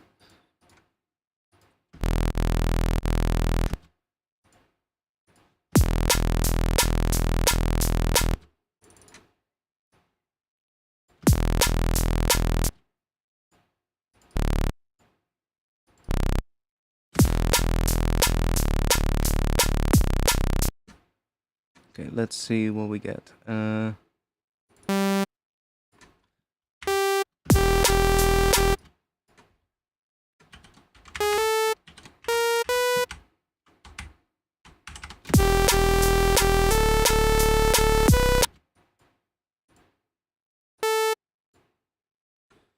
What was it again?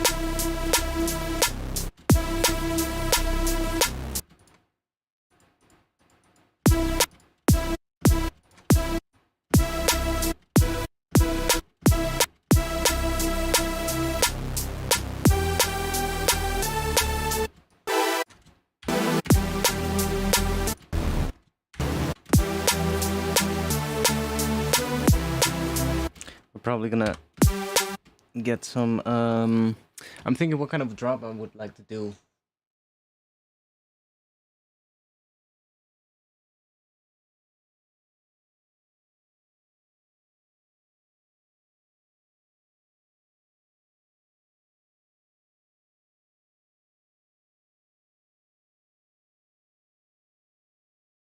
Ooh, I do have an idea, maybe. But then we're gonna do something different. We'll just initialize this thing. Let's think, how am I gonna make that? Maybe...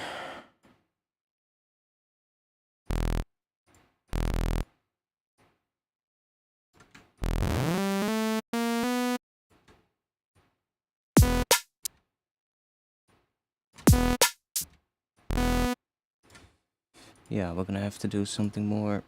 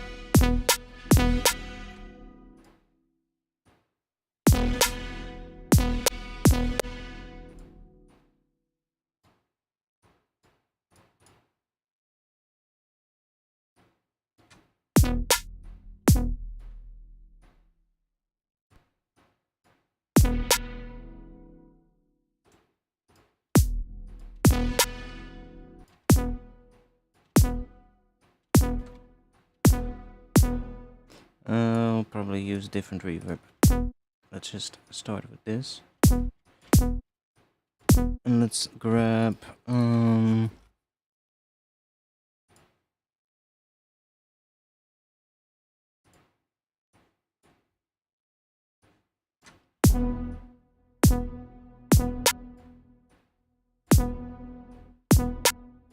because then we can also just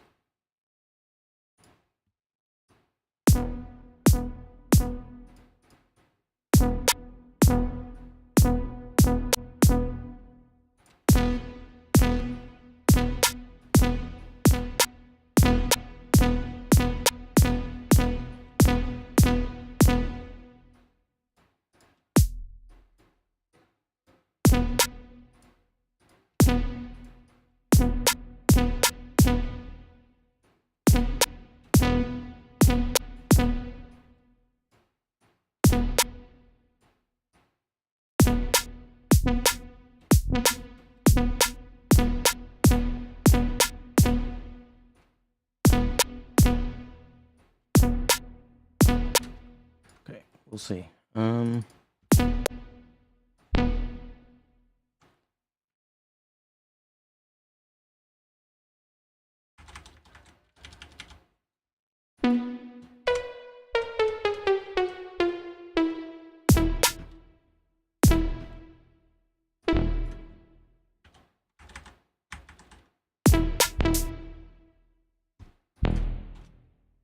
Might be. We're gonna have to replace that with an actual bass, but just so that we can arrange it.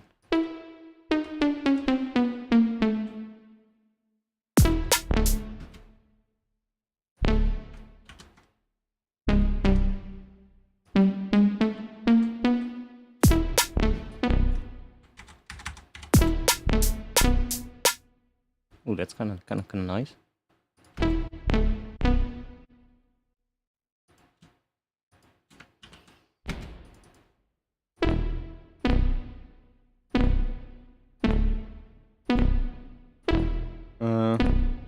Yeah, it's cool to start with that.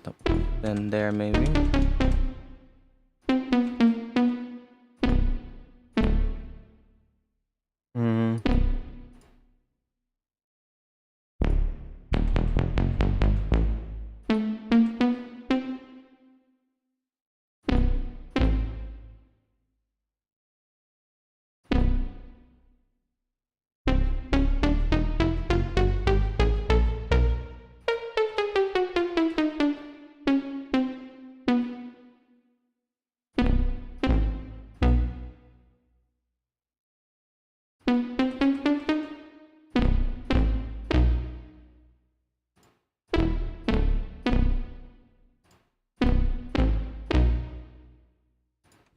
Hmm.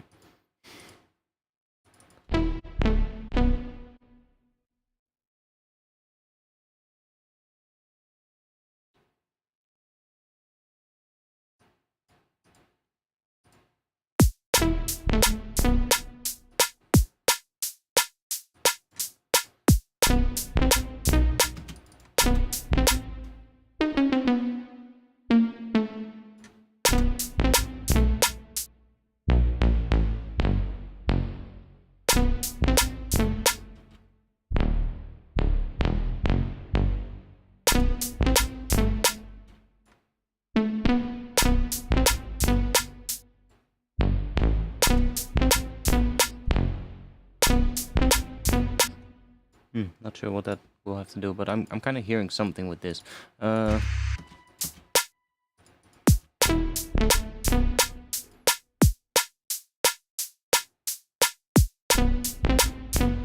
Different thing there, but maybe if I just repeat that for now. And then we need something else in between, obviously.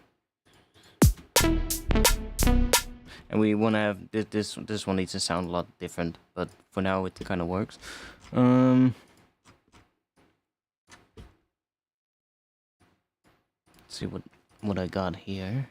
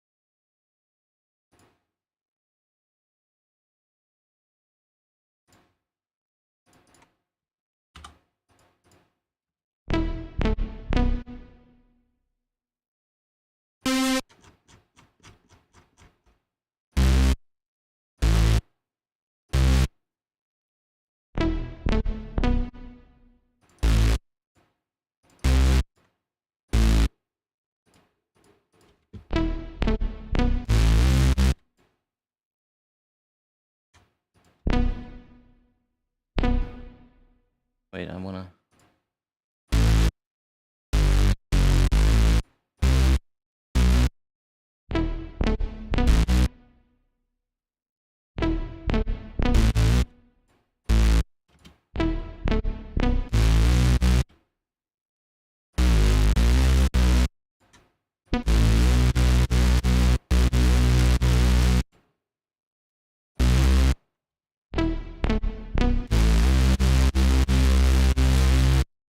thinking about what we're gonna do in between here.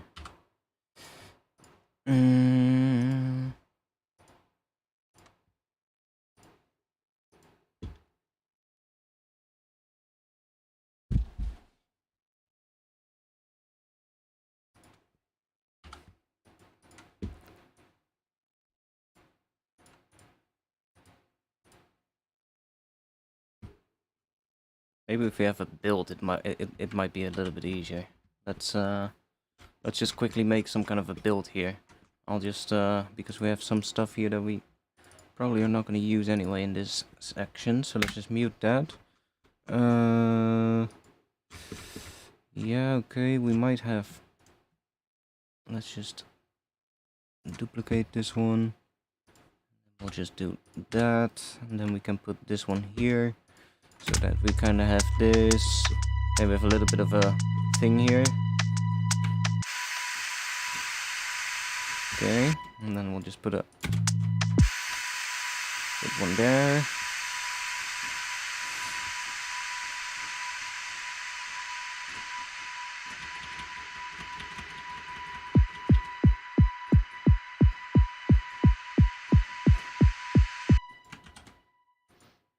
We'll just do that.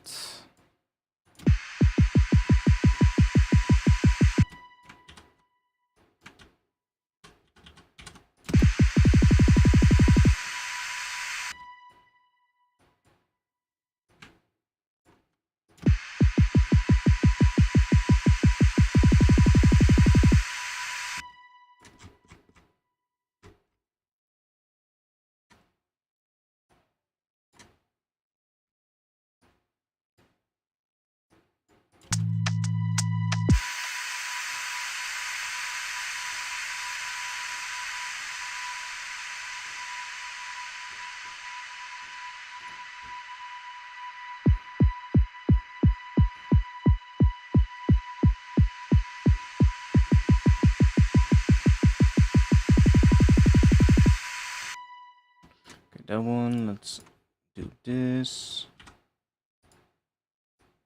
Just stop that right there. And then let's grab, I don't know, some kind of a riser. What do we got?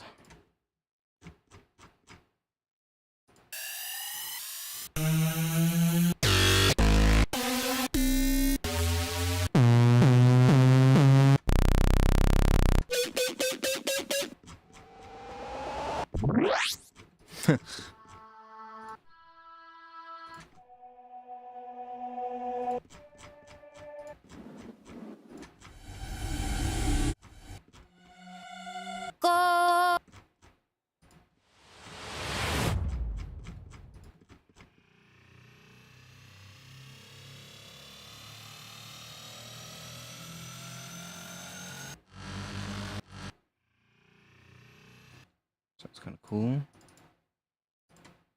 It says 110 beats per minute. Let's see what happens. Yeah, then it's exactly there. Okay. So then we do this, and then let's just do that. And then we can maybe do repitch, see what happens.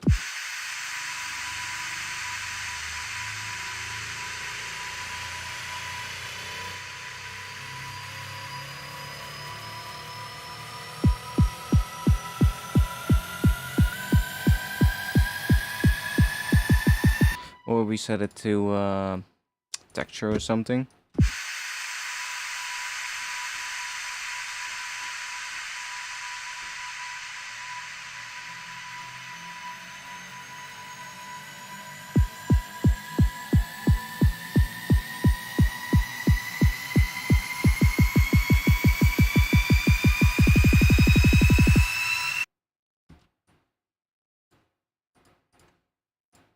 Okay, that does for now. Probably put a little bit of EQ on that thing.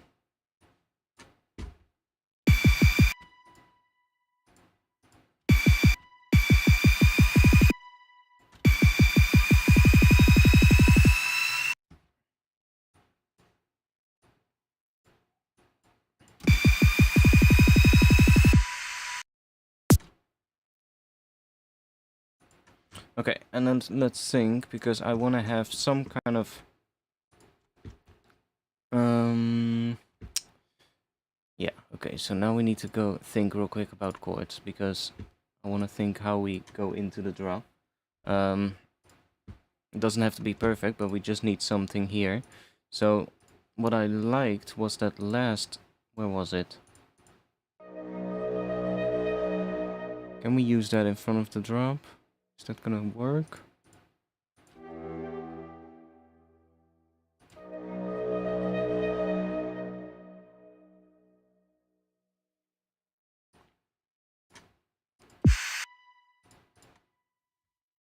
Okay, I have an idea. Let me make a little bit of a rhythmic kind of thing in the build. Like just sort of like a rhythmic plucky kind of bass or something, just to kind of give us some well, I don't know how to explain it. Let's see. Just do something like this.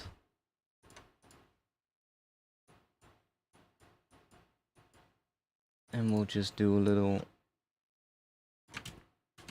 much shorter.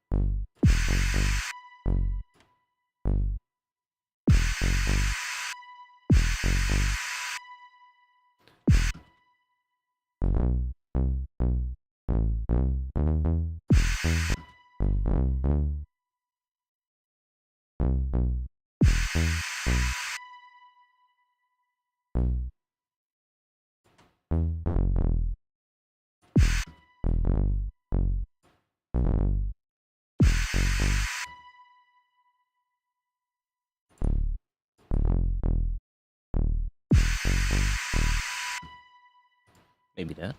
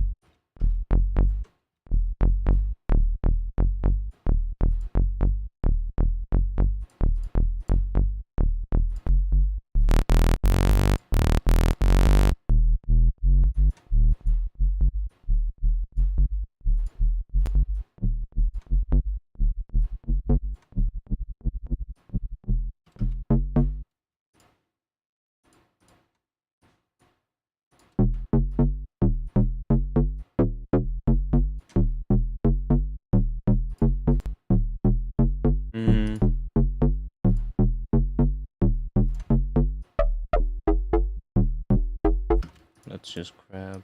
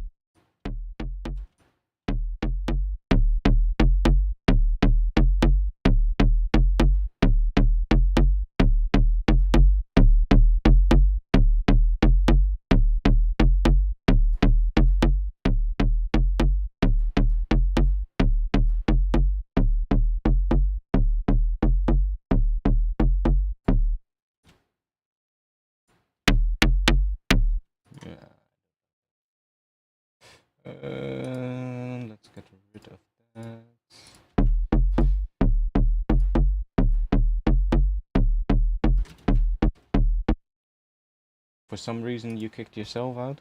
What do you mean?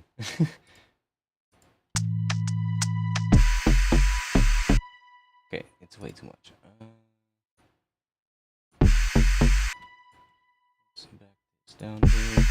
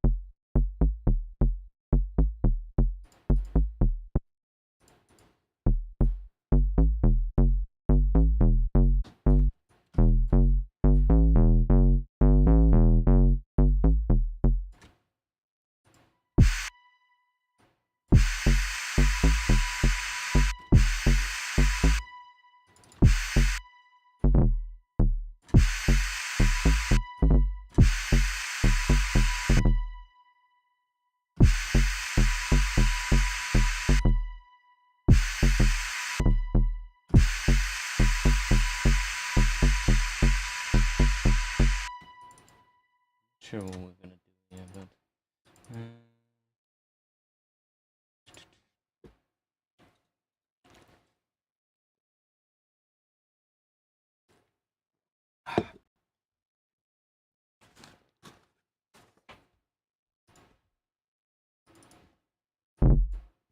my brain is tempted to go for Phrygian, but we're not in Phrygian.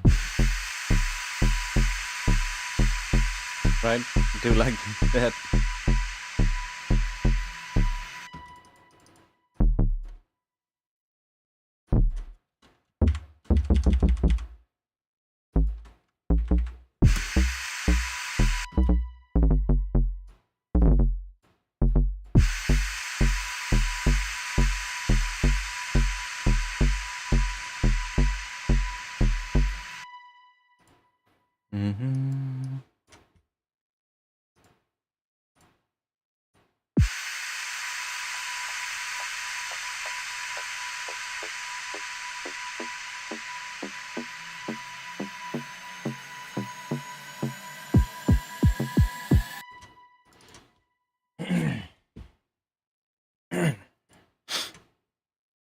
Yeah, don't really like that.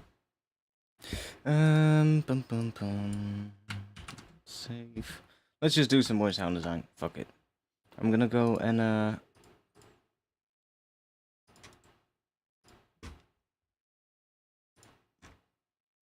gonna go.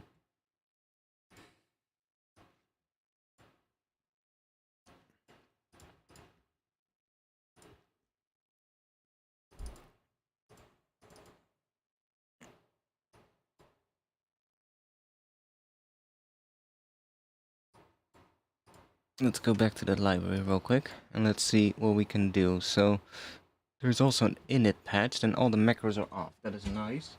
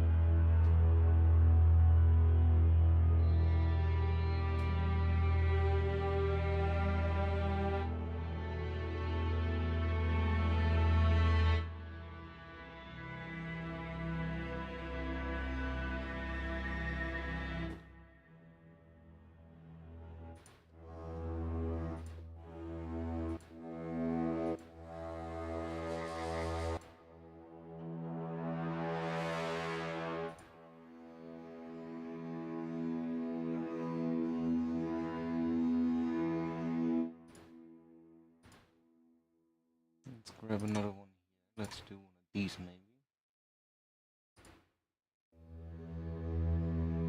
So, channel 2, we can also tell it to, for instance, start somewhere higher up.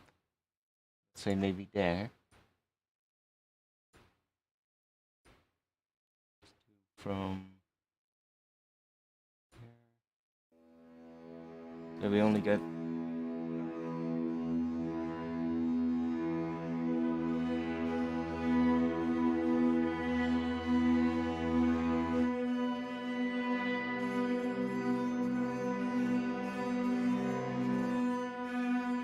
we also need release between the layers.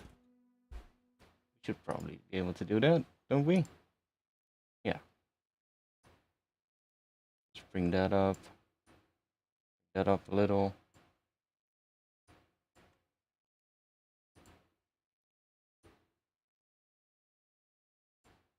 Oh, we can link them as well. Nice. Link. There we go.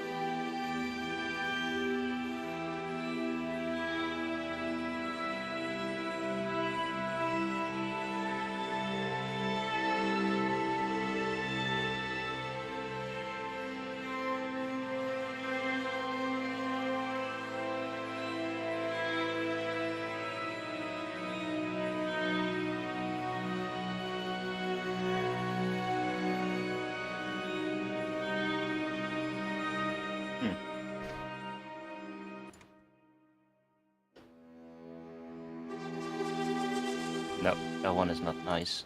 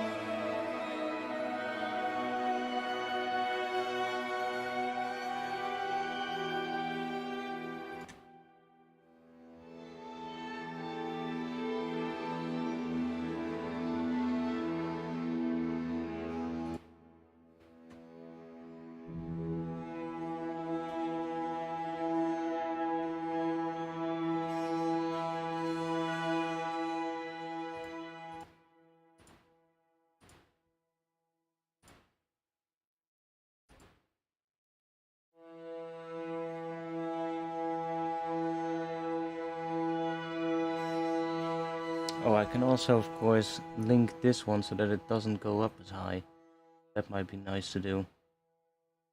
That we only have the low notes for this bottom one.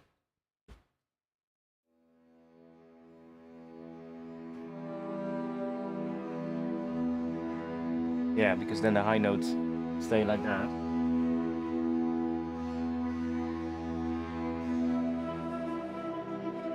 That's nice.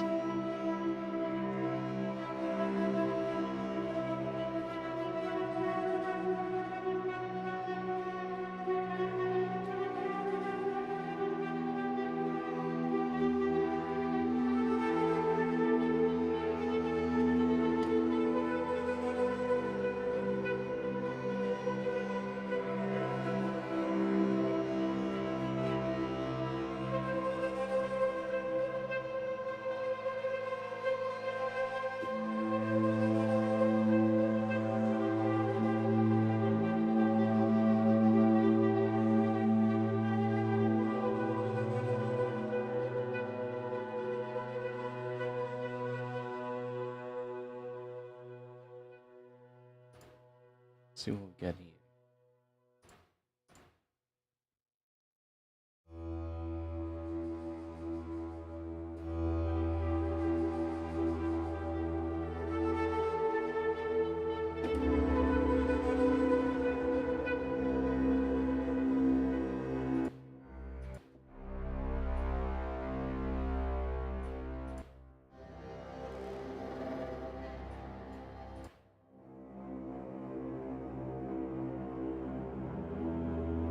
Oh yeah, that's nice.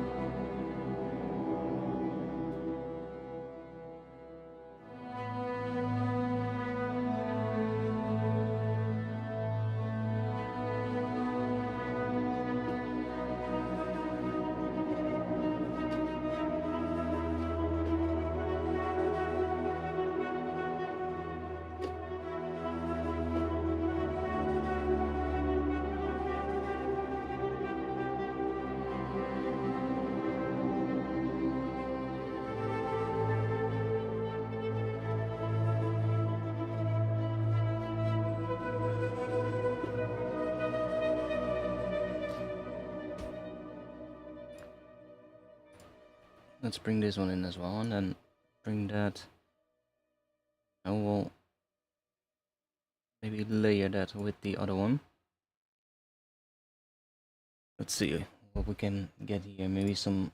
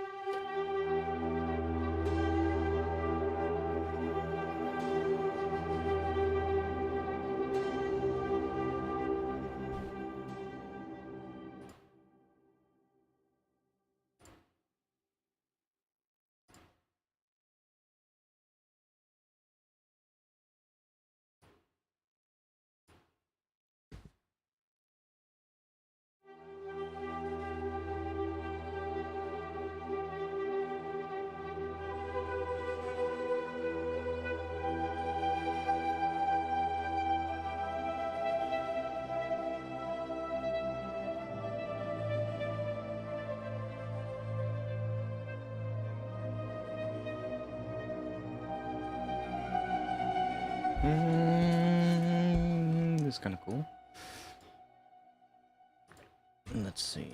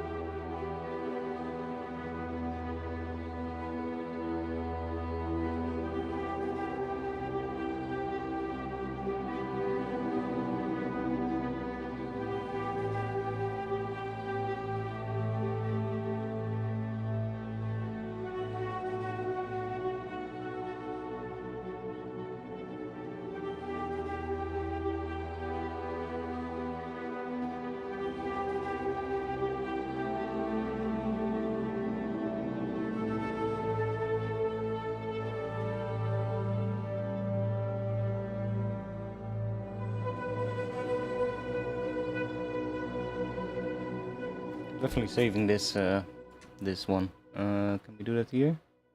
Save? Yeah, I think so. What are we gonna call that?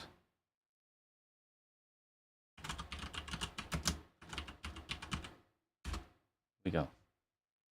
Pretty nice sounding thing.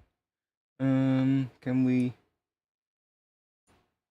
Can't use this to the mod wheel, right? Don't think so.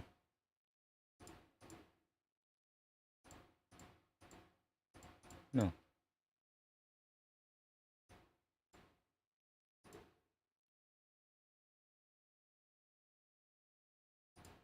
Or is there?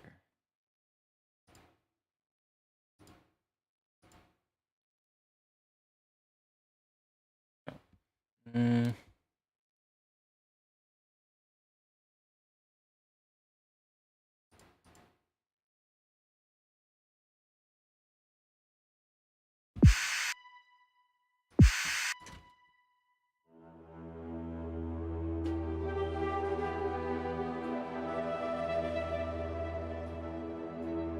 Oh wait, it's not even turned on. My bad.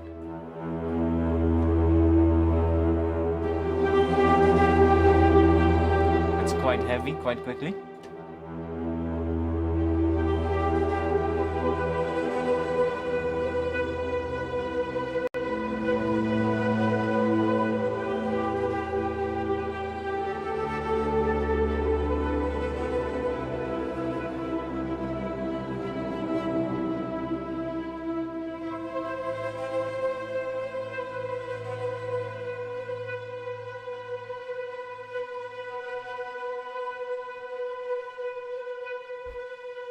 Ooh, I immediately got an idea now. We definitely want to end the intro on that high B, and then have that high B extend into the drop. That is gonna sound really cool. Or into the build, I mean. So I have like that high B extend into the build. Isn't that already happening here? Yeah. That's already happening.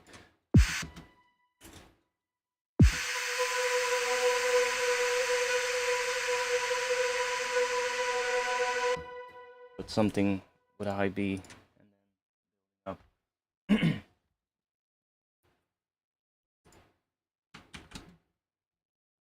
But I don't think we're actually gonna end up really far today making a tune, so I'm just doing some sound design instead.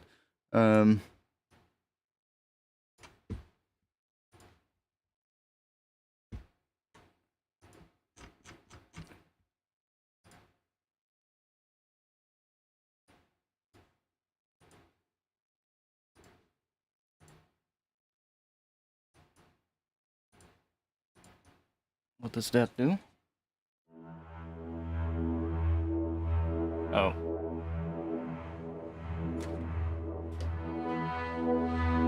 Oh, that's a bit weird.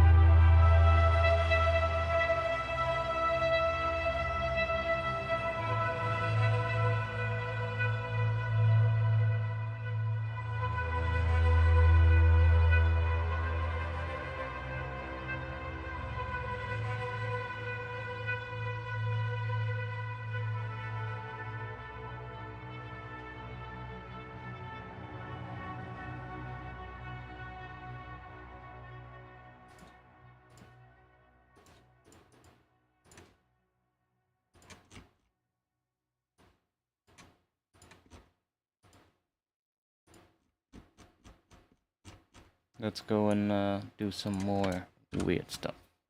Oh wait, I'm just gonna leave this in. We're not gonna make something with this now. We're gonna do something else.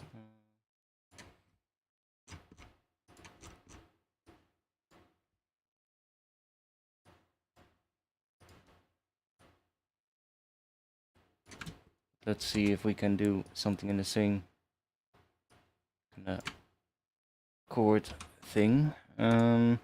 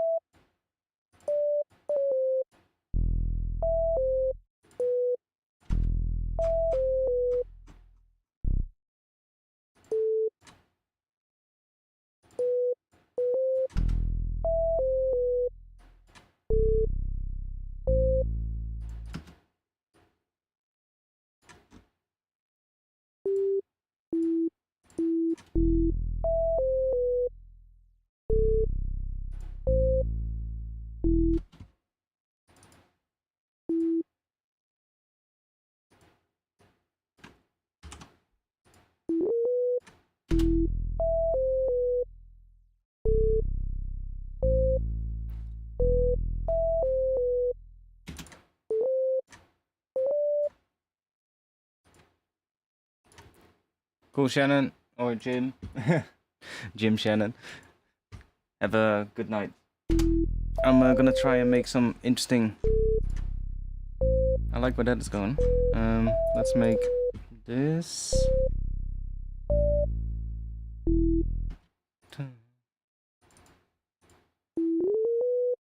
I guess we'll just do.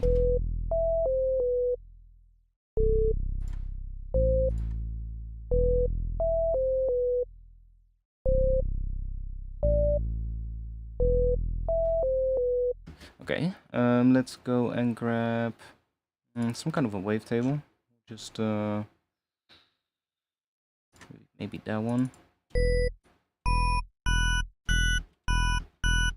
Let's then do. Let's set this to relative maybe. Do -12.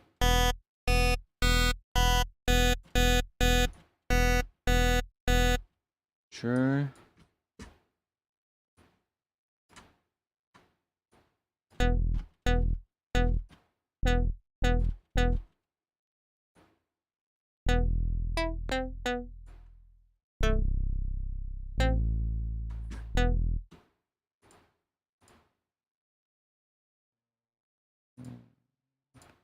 Swap. Yes.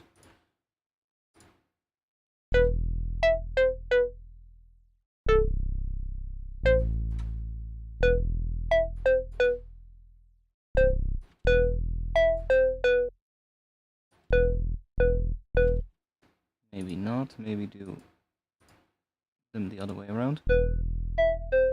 Yeah.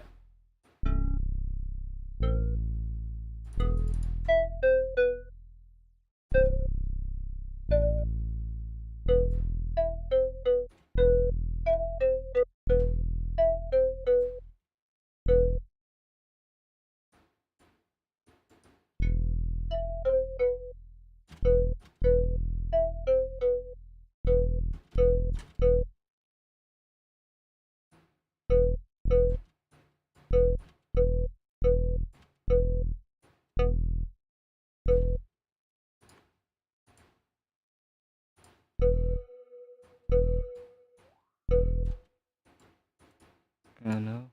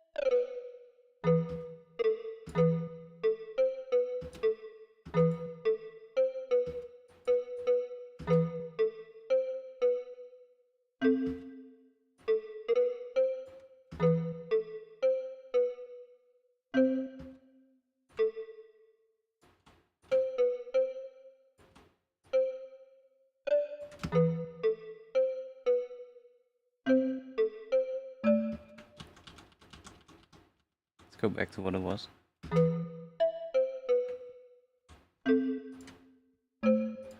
Because I want to do some resampling on this, see what we get. I think this should be good for now. Maybe some echo on it. That could be maybe cool.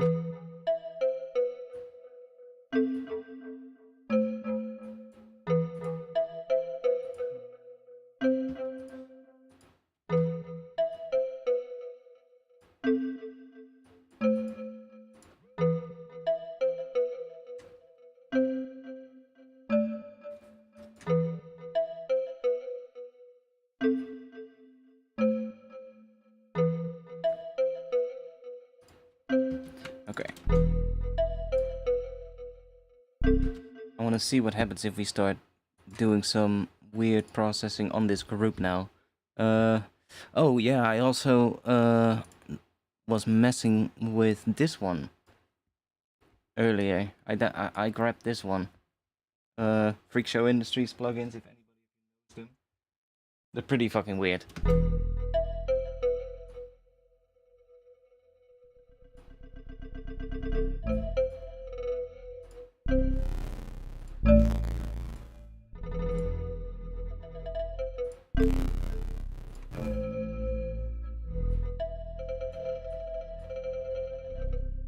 Really weird. Okay, what the hell does that do? Oh yeah, we can map these to different things.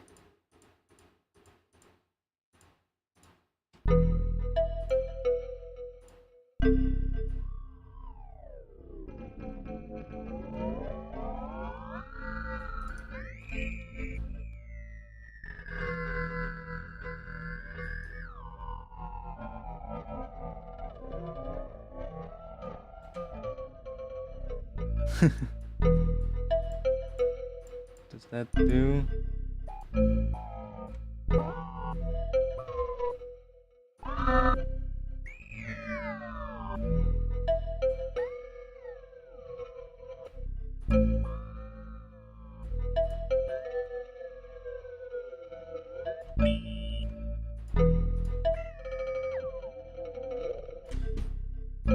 Let's drop that one on it as well.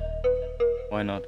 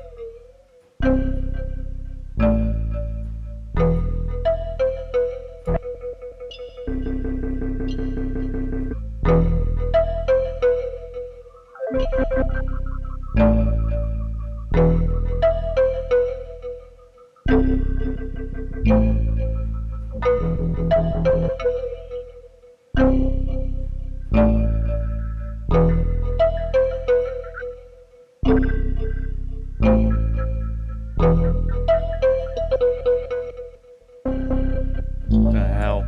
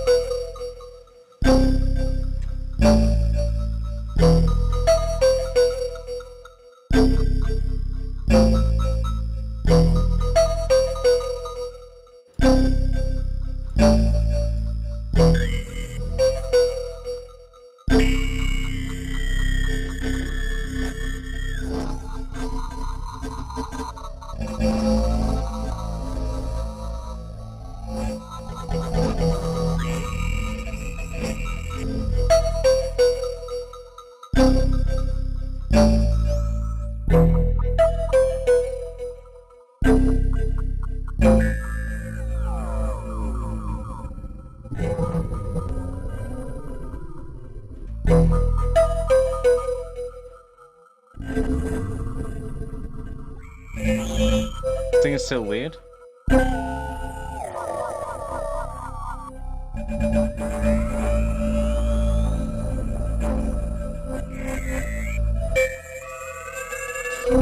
It's nice for resampling though.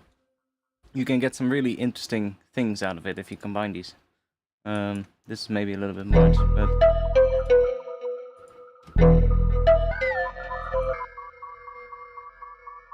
I've no clue what the image does. I just know it can create all kinds of weird sounds.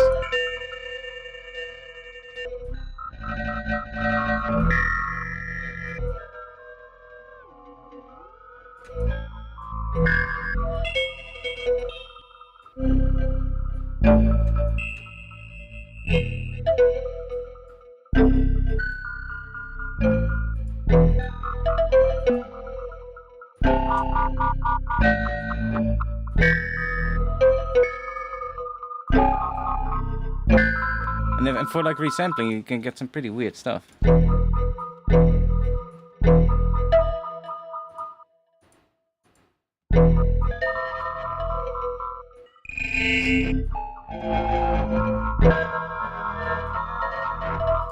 It also gets pretty wide though, so you have to be careful with it, but it's pretty interesting. Now, instead of that, let's try... What if we take a grain delay? Grain delay is always interesting. What if I put that on just this one?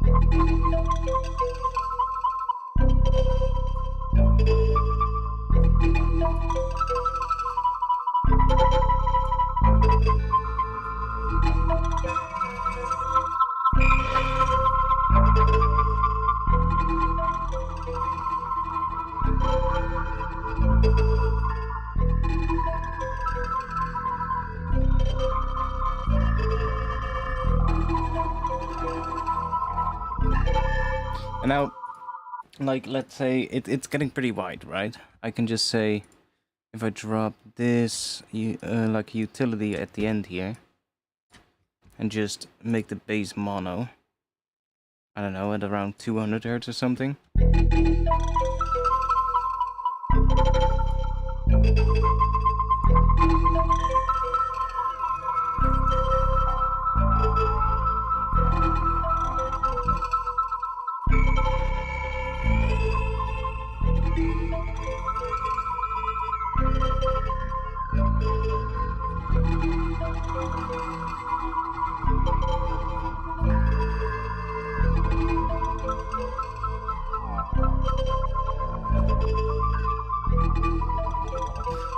This thing makes it so weird.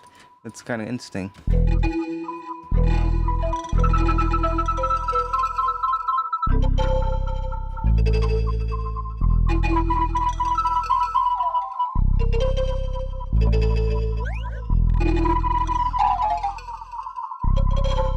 Grain delay is always interesting.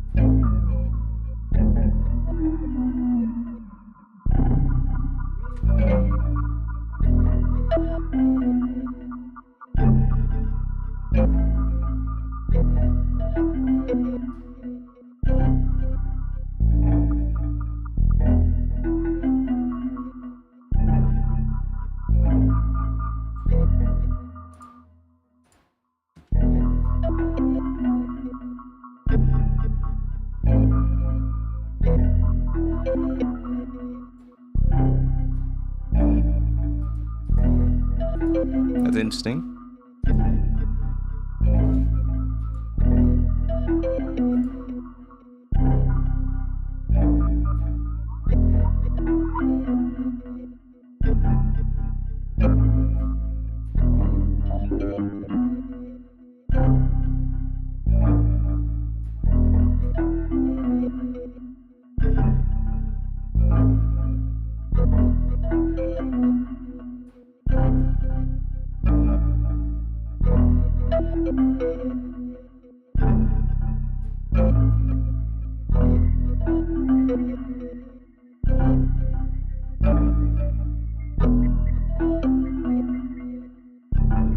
The hell?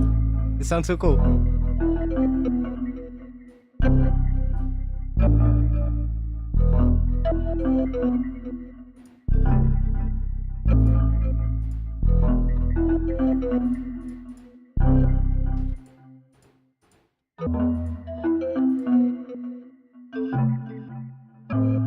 So I want to check real quick. What does this sound like in mono? Because it's really wide on that layer.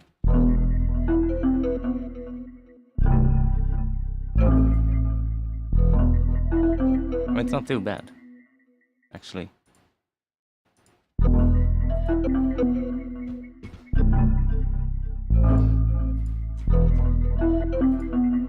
Let's go and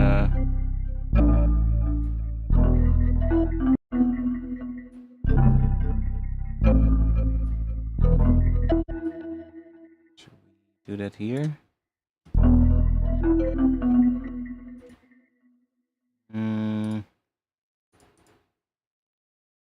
Let's try octaves and then doing a random pitch.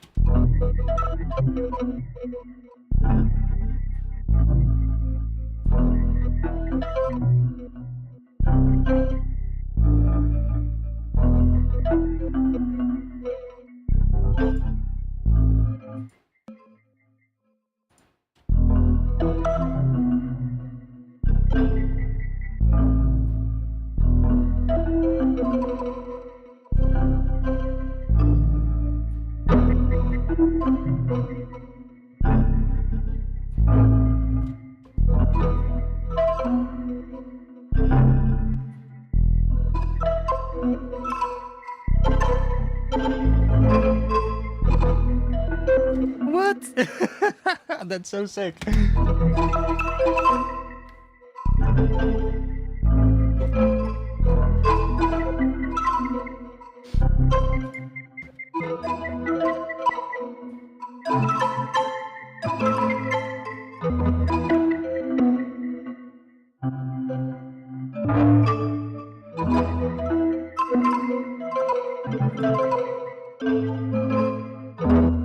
It's so weird.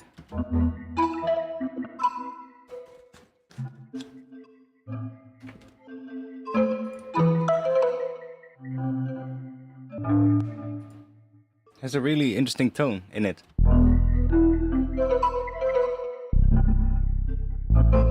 And it's also randomized, so every time, because these are just different every single time it plays. So it's gonna be different every single time it loops over, so this would be something to resample for sure. But like...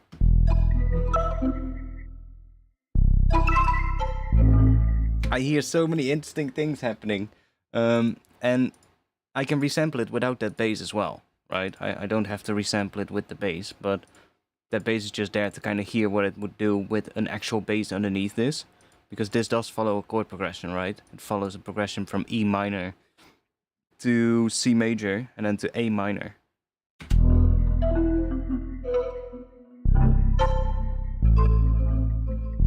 Well, C major, it's more like C and a... What is that? C and A?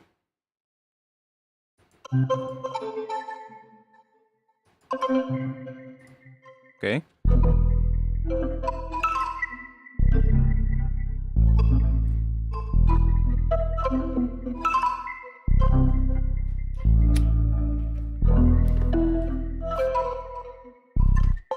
Let's try a part with...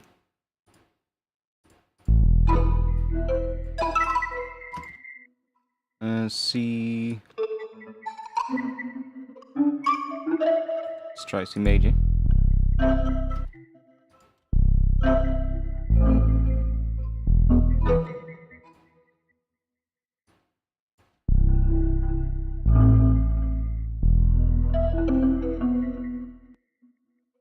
let's do...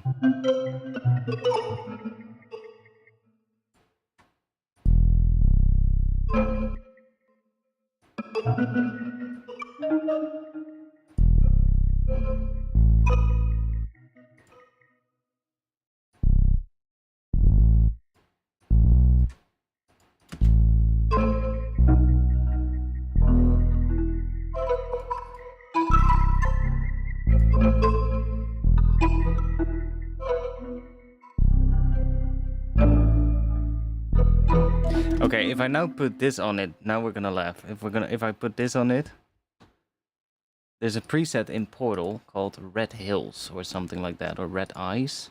What was it again? Red Hills, yeah. It immediately gives it like a rhythmic kind of thing. Listen.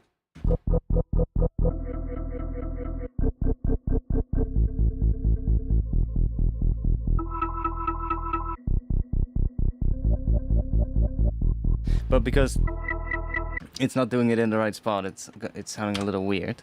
But we can do this with unfiltered audio silo as well.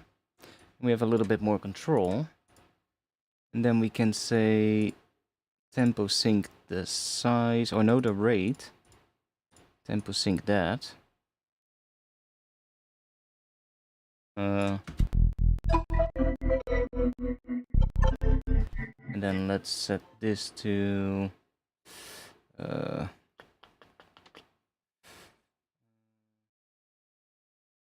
need this to that maybe. And if I set this to, I don't know.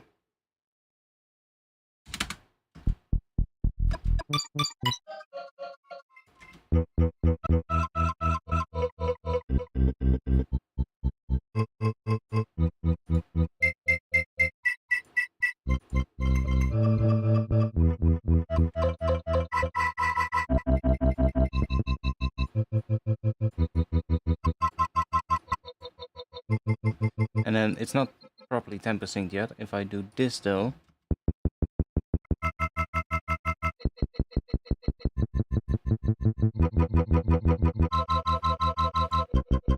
I just wish there was a way to offset the start position here if you set this to 0.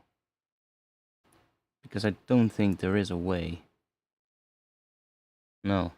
That kind of sucks. We can do it though, but then we have to do this.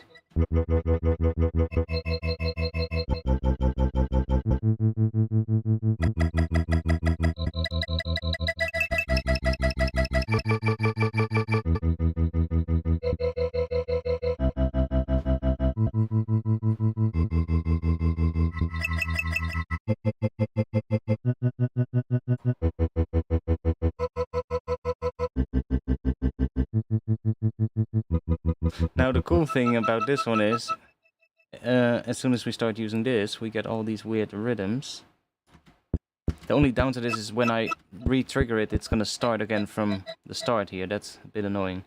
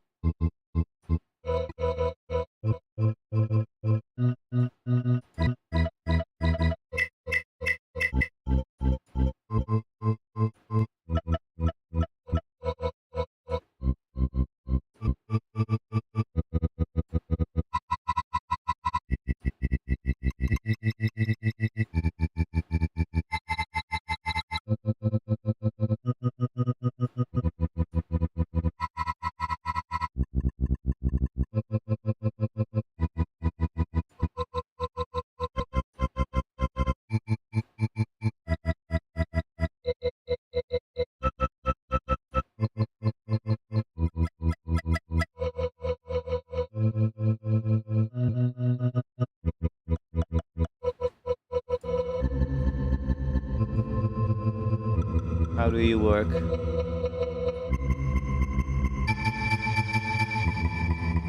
They high pass you?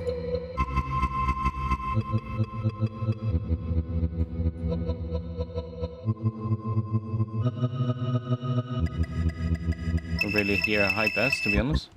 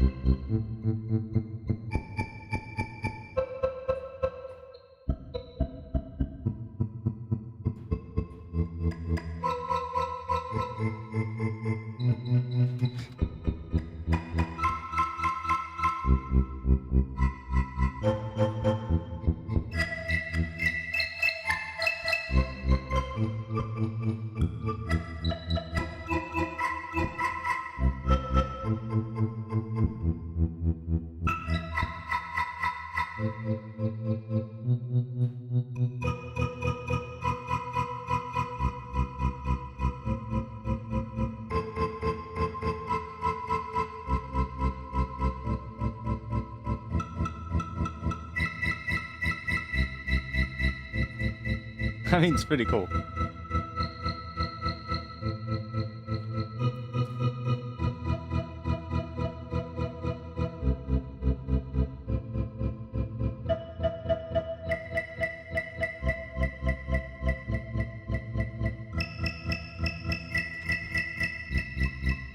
I mean, not every part is obviously gonna work, but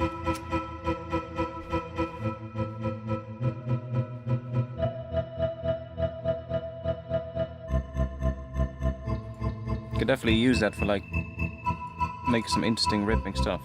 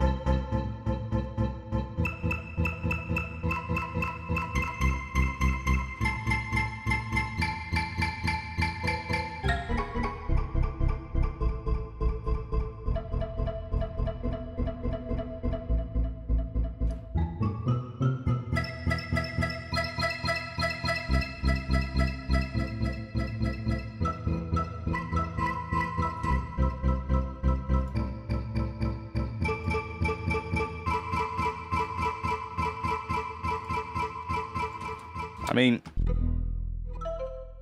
it was that, so.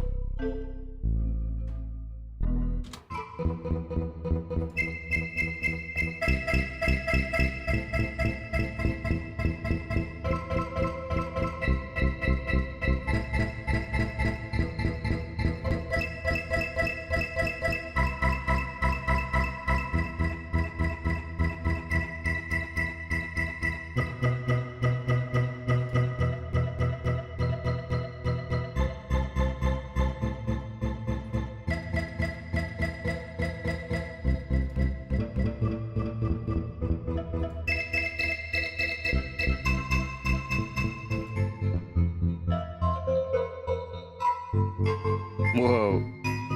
What the hell? That's weird.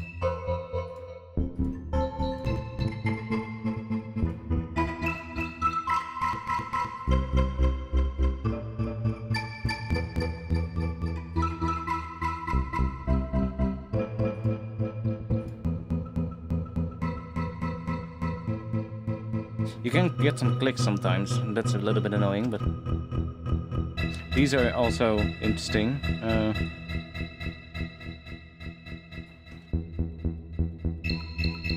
sure if this is gonna do something now. Don't think so.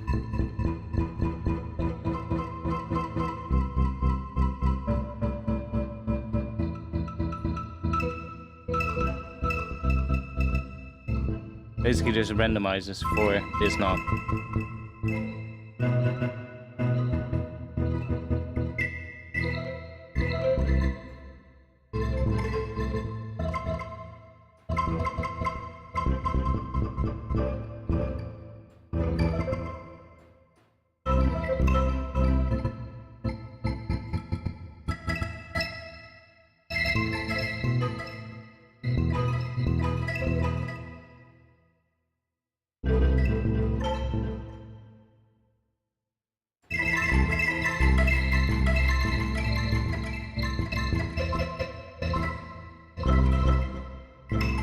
Such a great tool for resampling.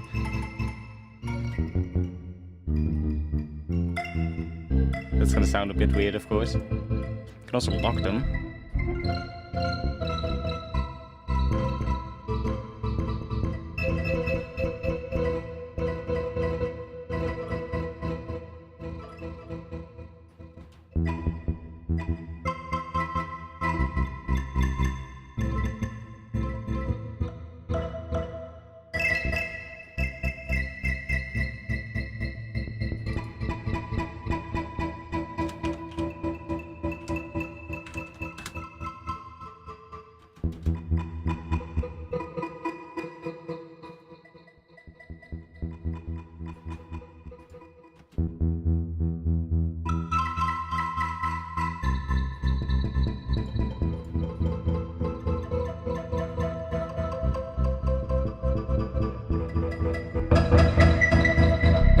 Sounds like shit.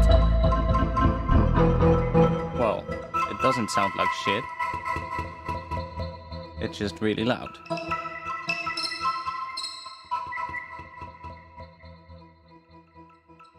Which is fine.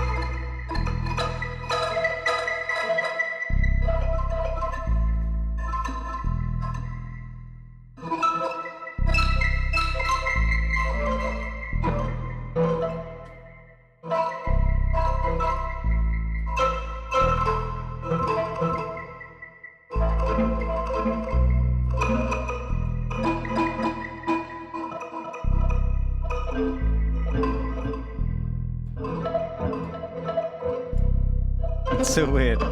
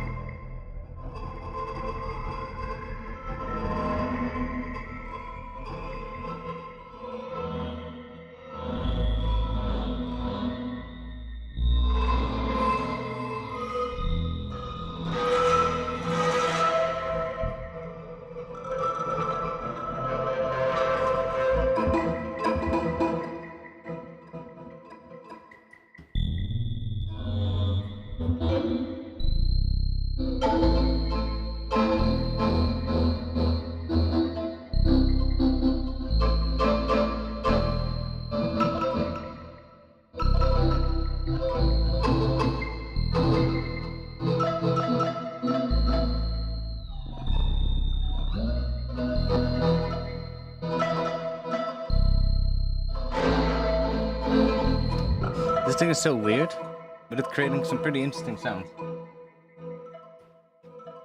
I love how there's absolutely nobody watching right now.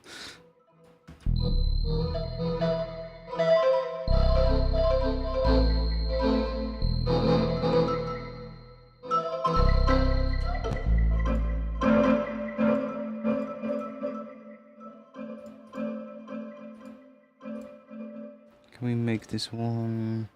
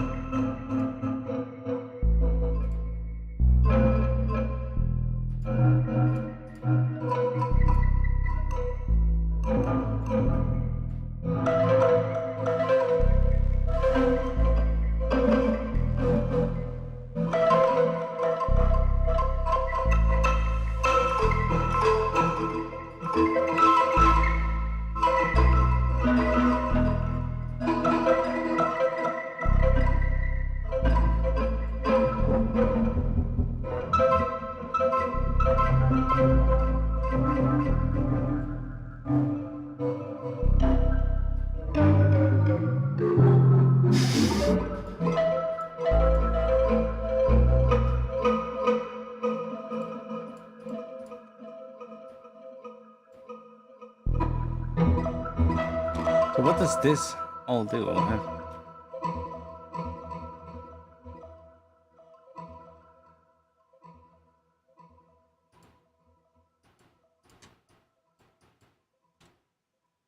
Shift, click to hold temporarily. Okay.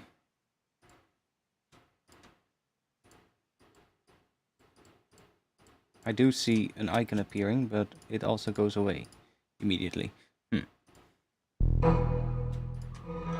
Ah.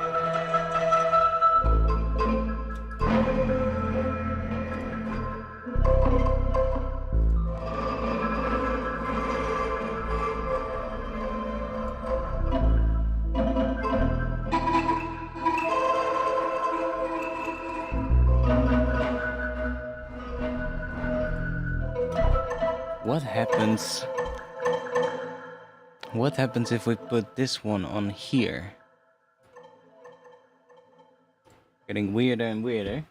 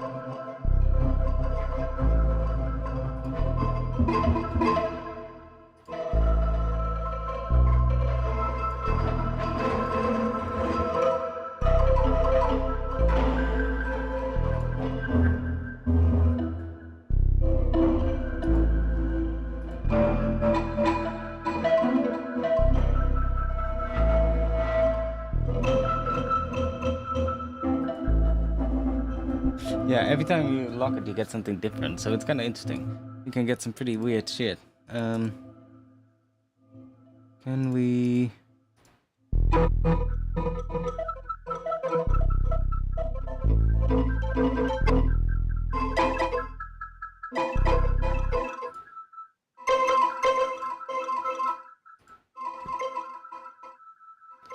So is enter portal, is that...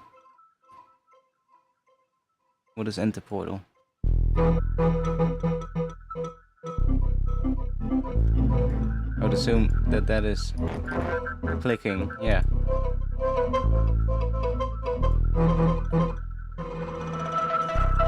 Yeah, okay. So if we automate that, we can trigger it in the right spot. So we can even say that one, so we can say like, let's say we want to have here, we want to have this.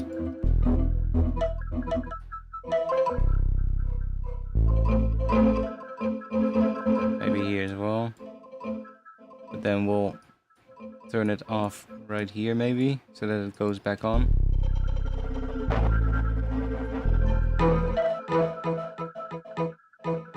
And it's gonna be different every time anyway, so...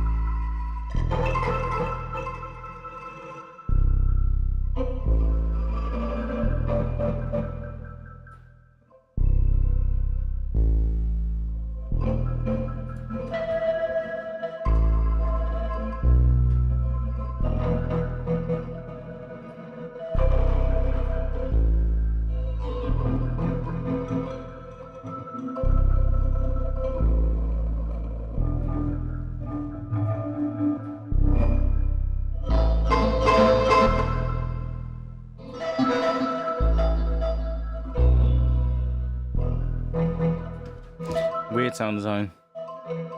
I moved this up too much. Let me do that.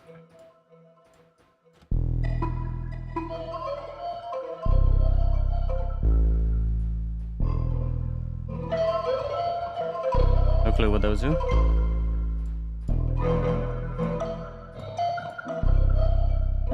What the fuck? It's so weird now.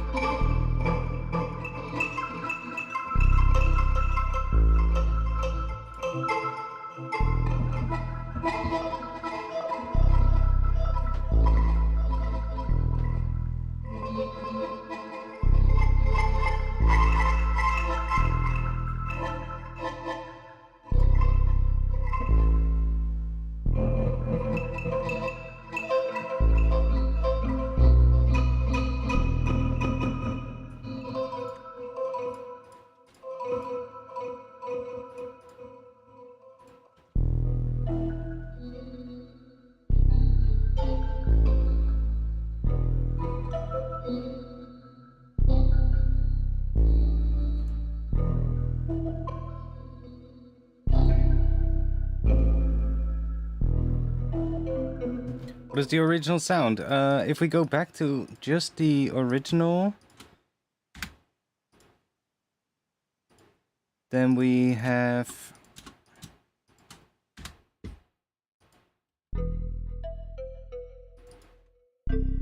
that. So it's just a patch I made in Pigment's little... It's very simple. It's just taking any kind of sound. It doesn't really matter. You can take a saw wave or a square wave or any wavetable that has some interesting harmonics. It doesn't really matter which one. And then just run it through a low-pass filter. So with an envelope on it. So that it's creating a bit of a... See, it's really just... kind of a almost saw wave kind of bass sound. Right? Bit of a pulse wave kind of ish, maybe, I don't know. But it's a very basic sound. Then just filter that.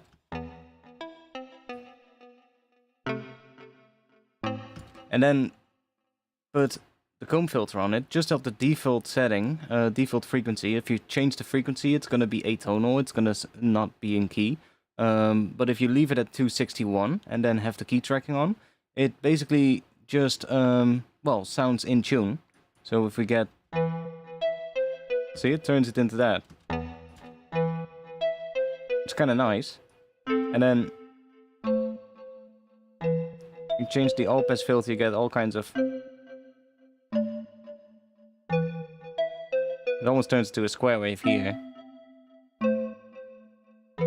But I really like the sound of that. It has a really interesting tone. And that's basically the input into it. Then grain delay on it is really doing a lot. I love grain delay, it's just so good.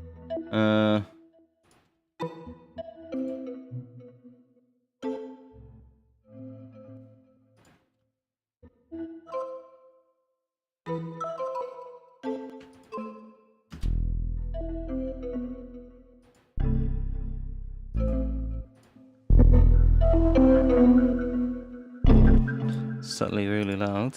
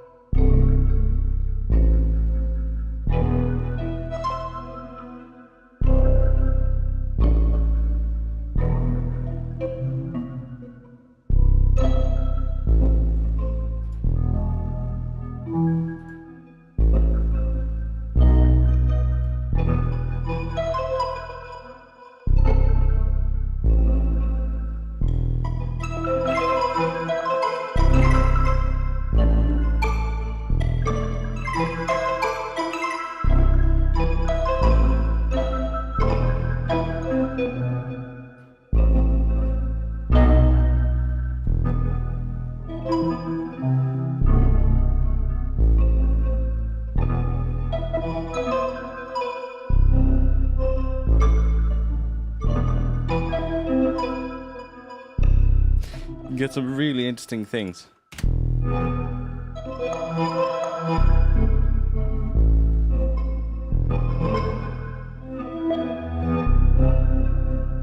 And maybe even like if we, you know, if we do.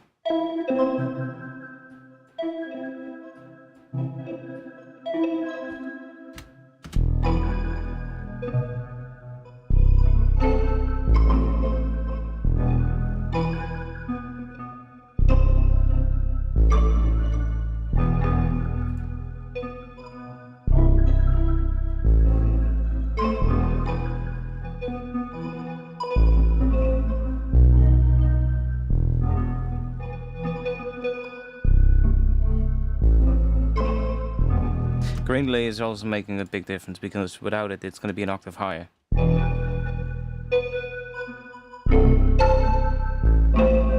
Or at least this layer. This pitches it down an octave, but also does some really weird things.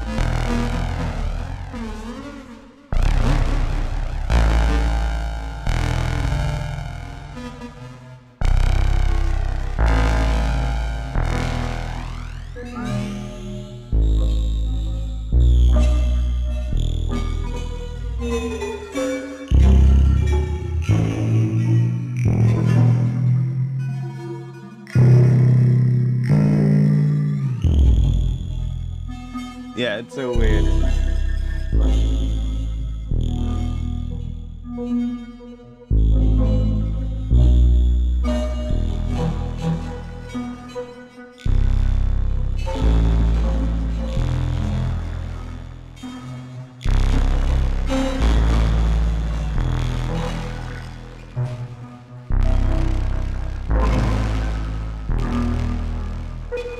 Ooh.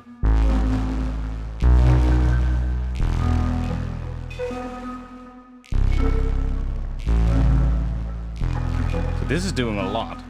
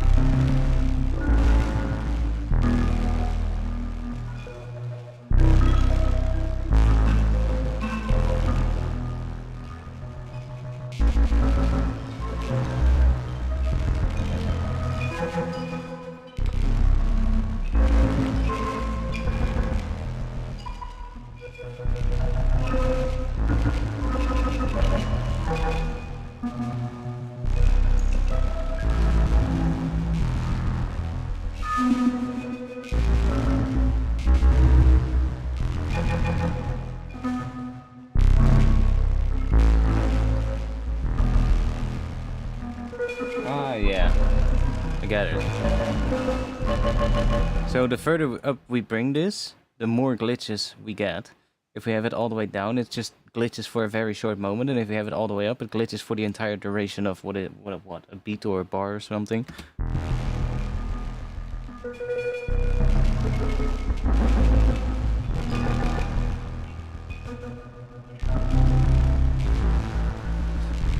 And that frequency of the bend.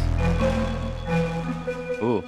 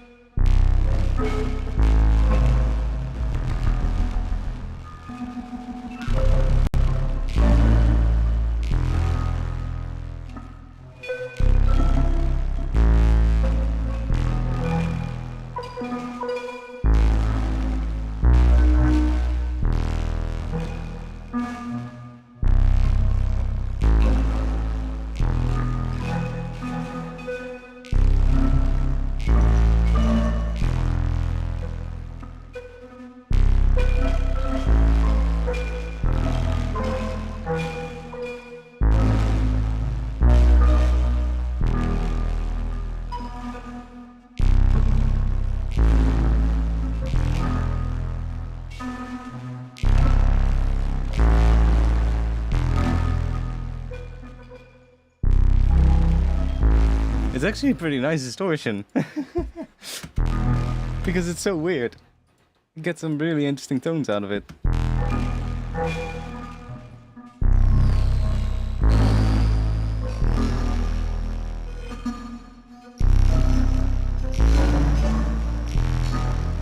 Like this one is definitely nice. I'm gonna save. I'm gonna play around with maybe doing some resample things of this one. Like one-shots of it, so I can do like, well, or at least ones that have a bit of a gap between them, so I can like cut them one from another, because there's some really nice, so like one-shot bass hits coming from this, which are pretty long, but like for instance, just that, right? If we just not have this one, if we just had, it's a pretty interesting bass, and every time I play it is different. Sometimes we get an extra hit, but... And I'm playing with this.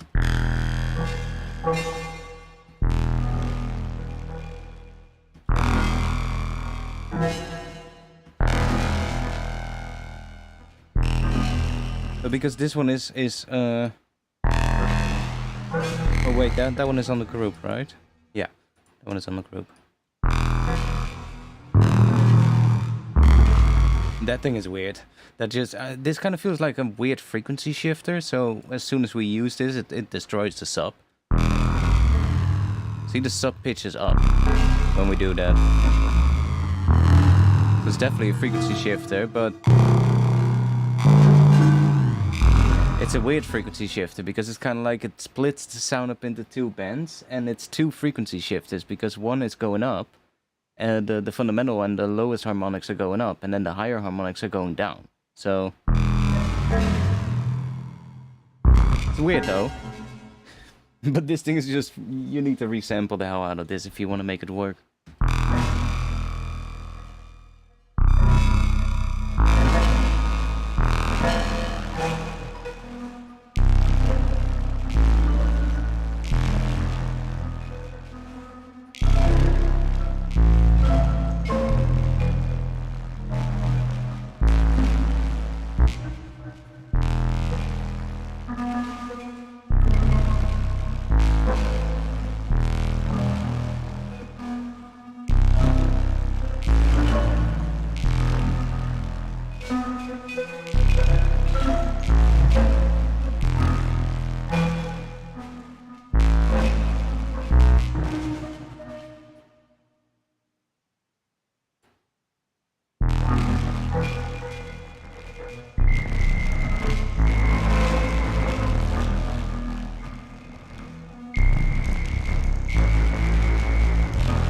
That's a bit much, because then the sub also gets completely destroyed if you do that. And if we leave this on only this layer, the sub just stays sort of like cleaner, which is nice.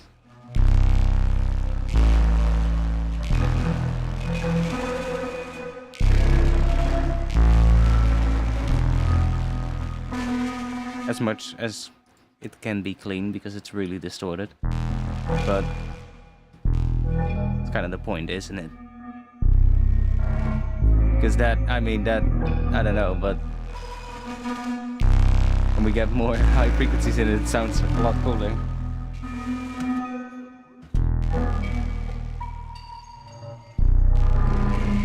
We want to get some weird out of tune shit. Bring the rate all the way down.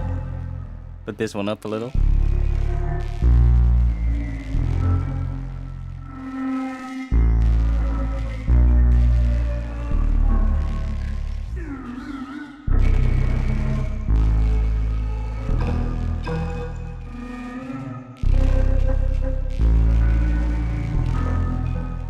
But those little out-of-tune bits are actually cool.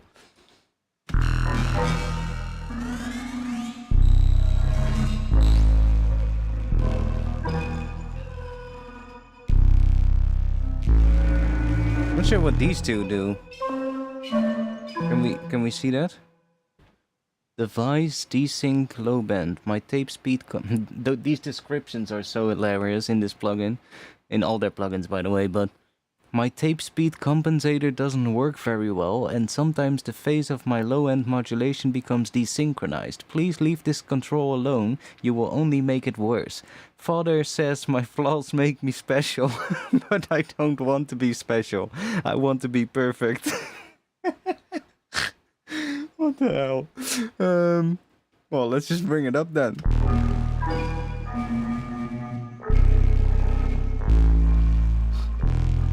What does it say on the mids? Substandard workmanship has caused my spool to be misaligned. This allows the phase of my mid-frequency modulation to desynchronize. Please leave this control alone. You will only make it worse.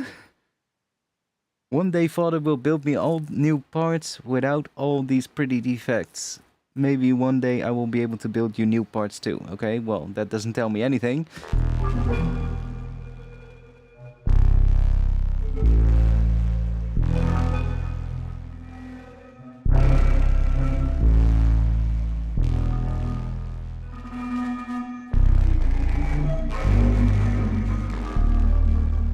To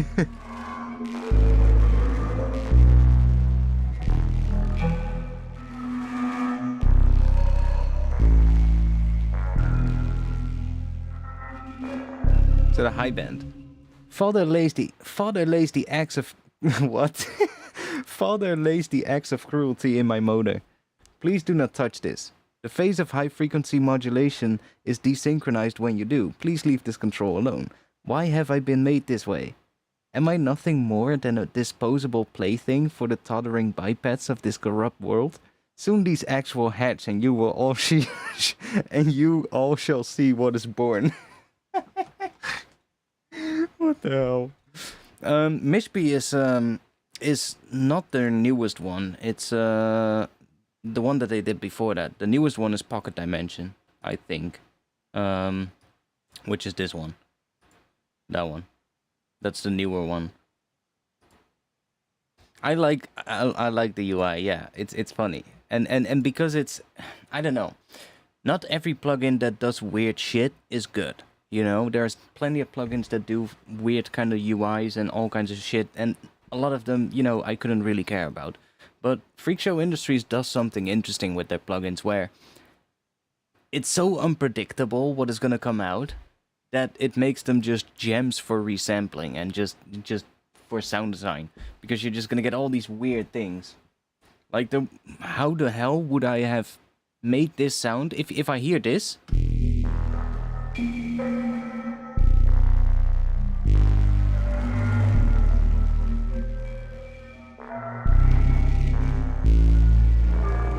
If you would have told me or played me this sound and at the start of the stream and said, "Yo, can you remake this sound?" I would have probably said, I have no fucking clue. Right?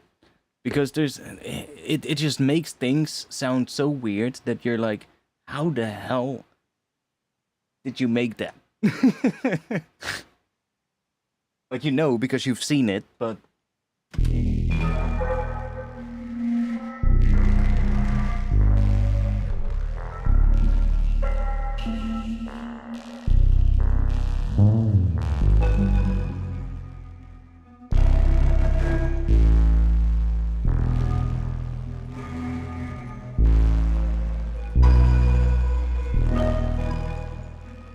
Maximum.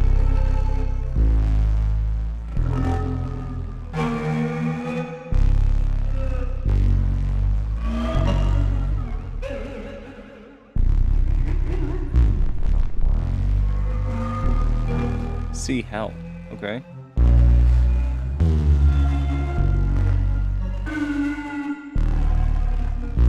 But it just makes things sound out of tune, but good, you know?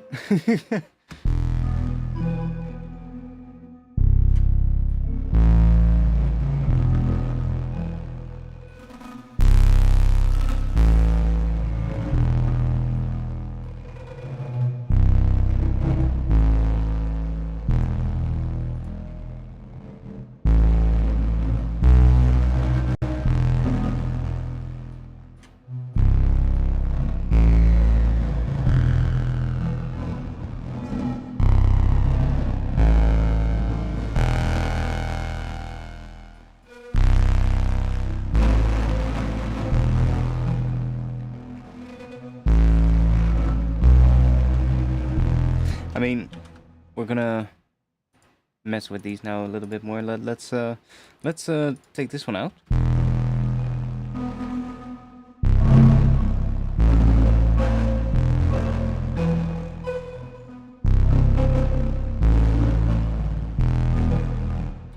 Let me quickly see.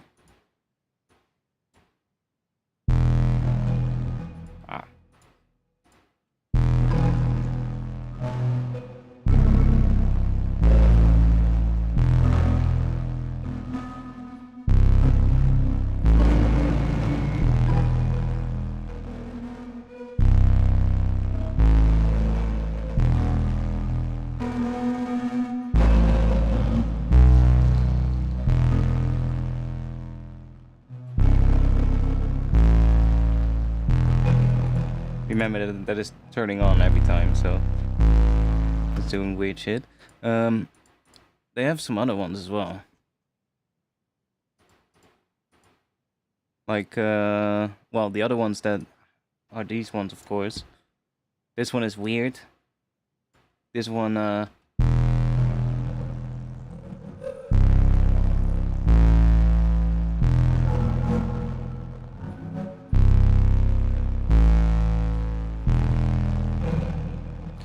let me put it on the group. Then it's gonna be even weirder.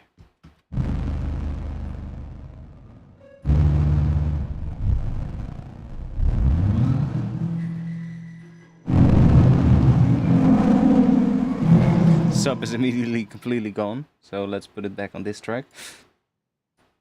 This one is really weird. It's kind of like a weird...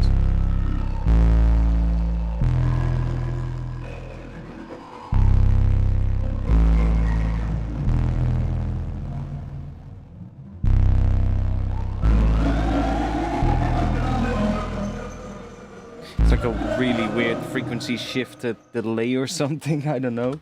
And then this one is... I forgot which one was the oldest one.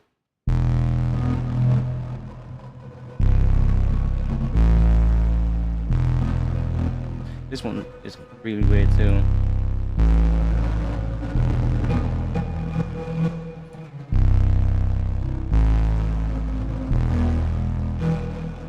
Yeah, or just for resampling stuff to make it sound different and like really odd, you know, like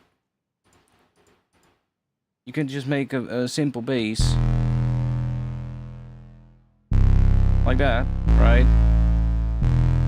But we can argue that a bass with weird shit like this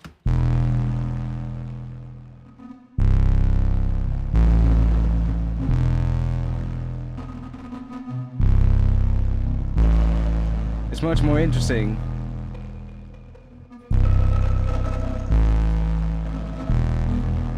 Especially if we start resampling it and just messing with all of these things that I've put on here now, and just take the best bits from it.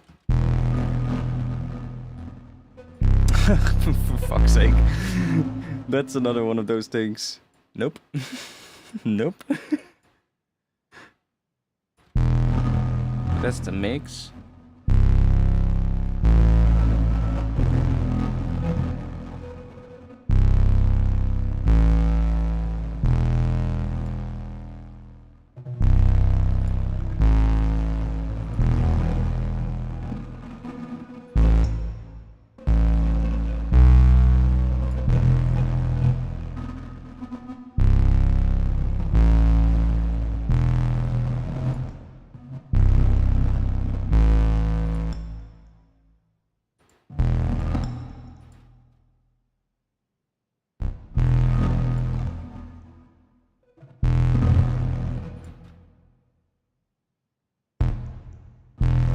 Really no clue what does what.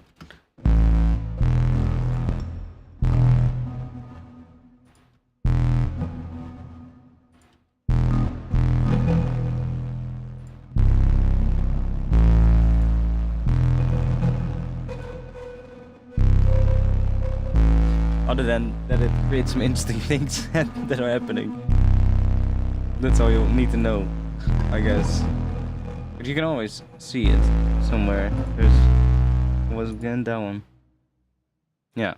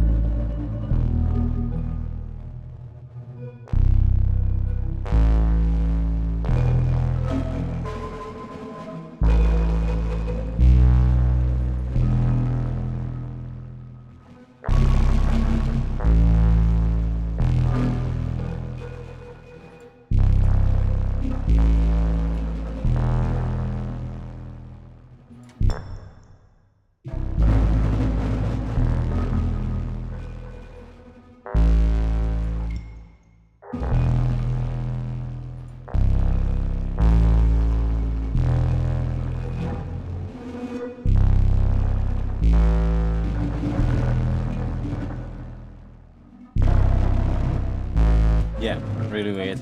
Anyways, I'm gonna call it a day. It's getting tired. I have a lot of stuff to go through though, because there's a lot of interesting sounds in here. Thanks for being here. The 3 people that are still watching. Oh, whatever, doesn't matter.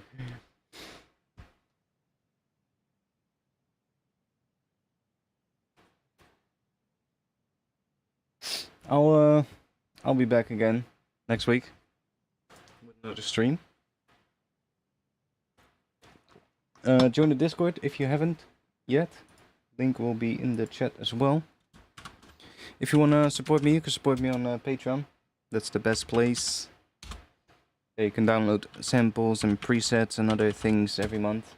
So if you want that and you wanna get access to some videos, some early videos, I did a new video that is, well, a video, it's like an hour and 40 minutes long, about making breaks with addictive drums and serum to, well, basically making drum and bass breaks, how I do that. So it's a full breakdown of basically that entire process. And I put that up on Patreon. So if you want to see that, check that link. Okay, well then I guess it's Bootney and Eli that are watching. Yo. Thanks. Yeah, I don't really have anything else to say, and I'll just play this and see what happens. I'm not sure not sure what this is gonna sound like, but whatever. I'll be back, and I'll see you on the next one. Peace.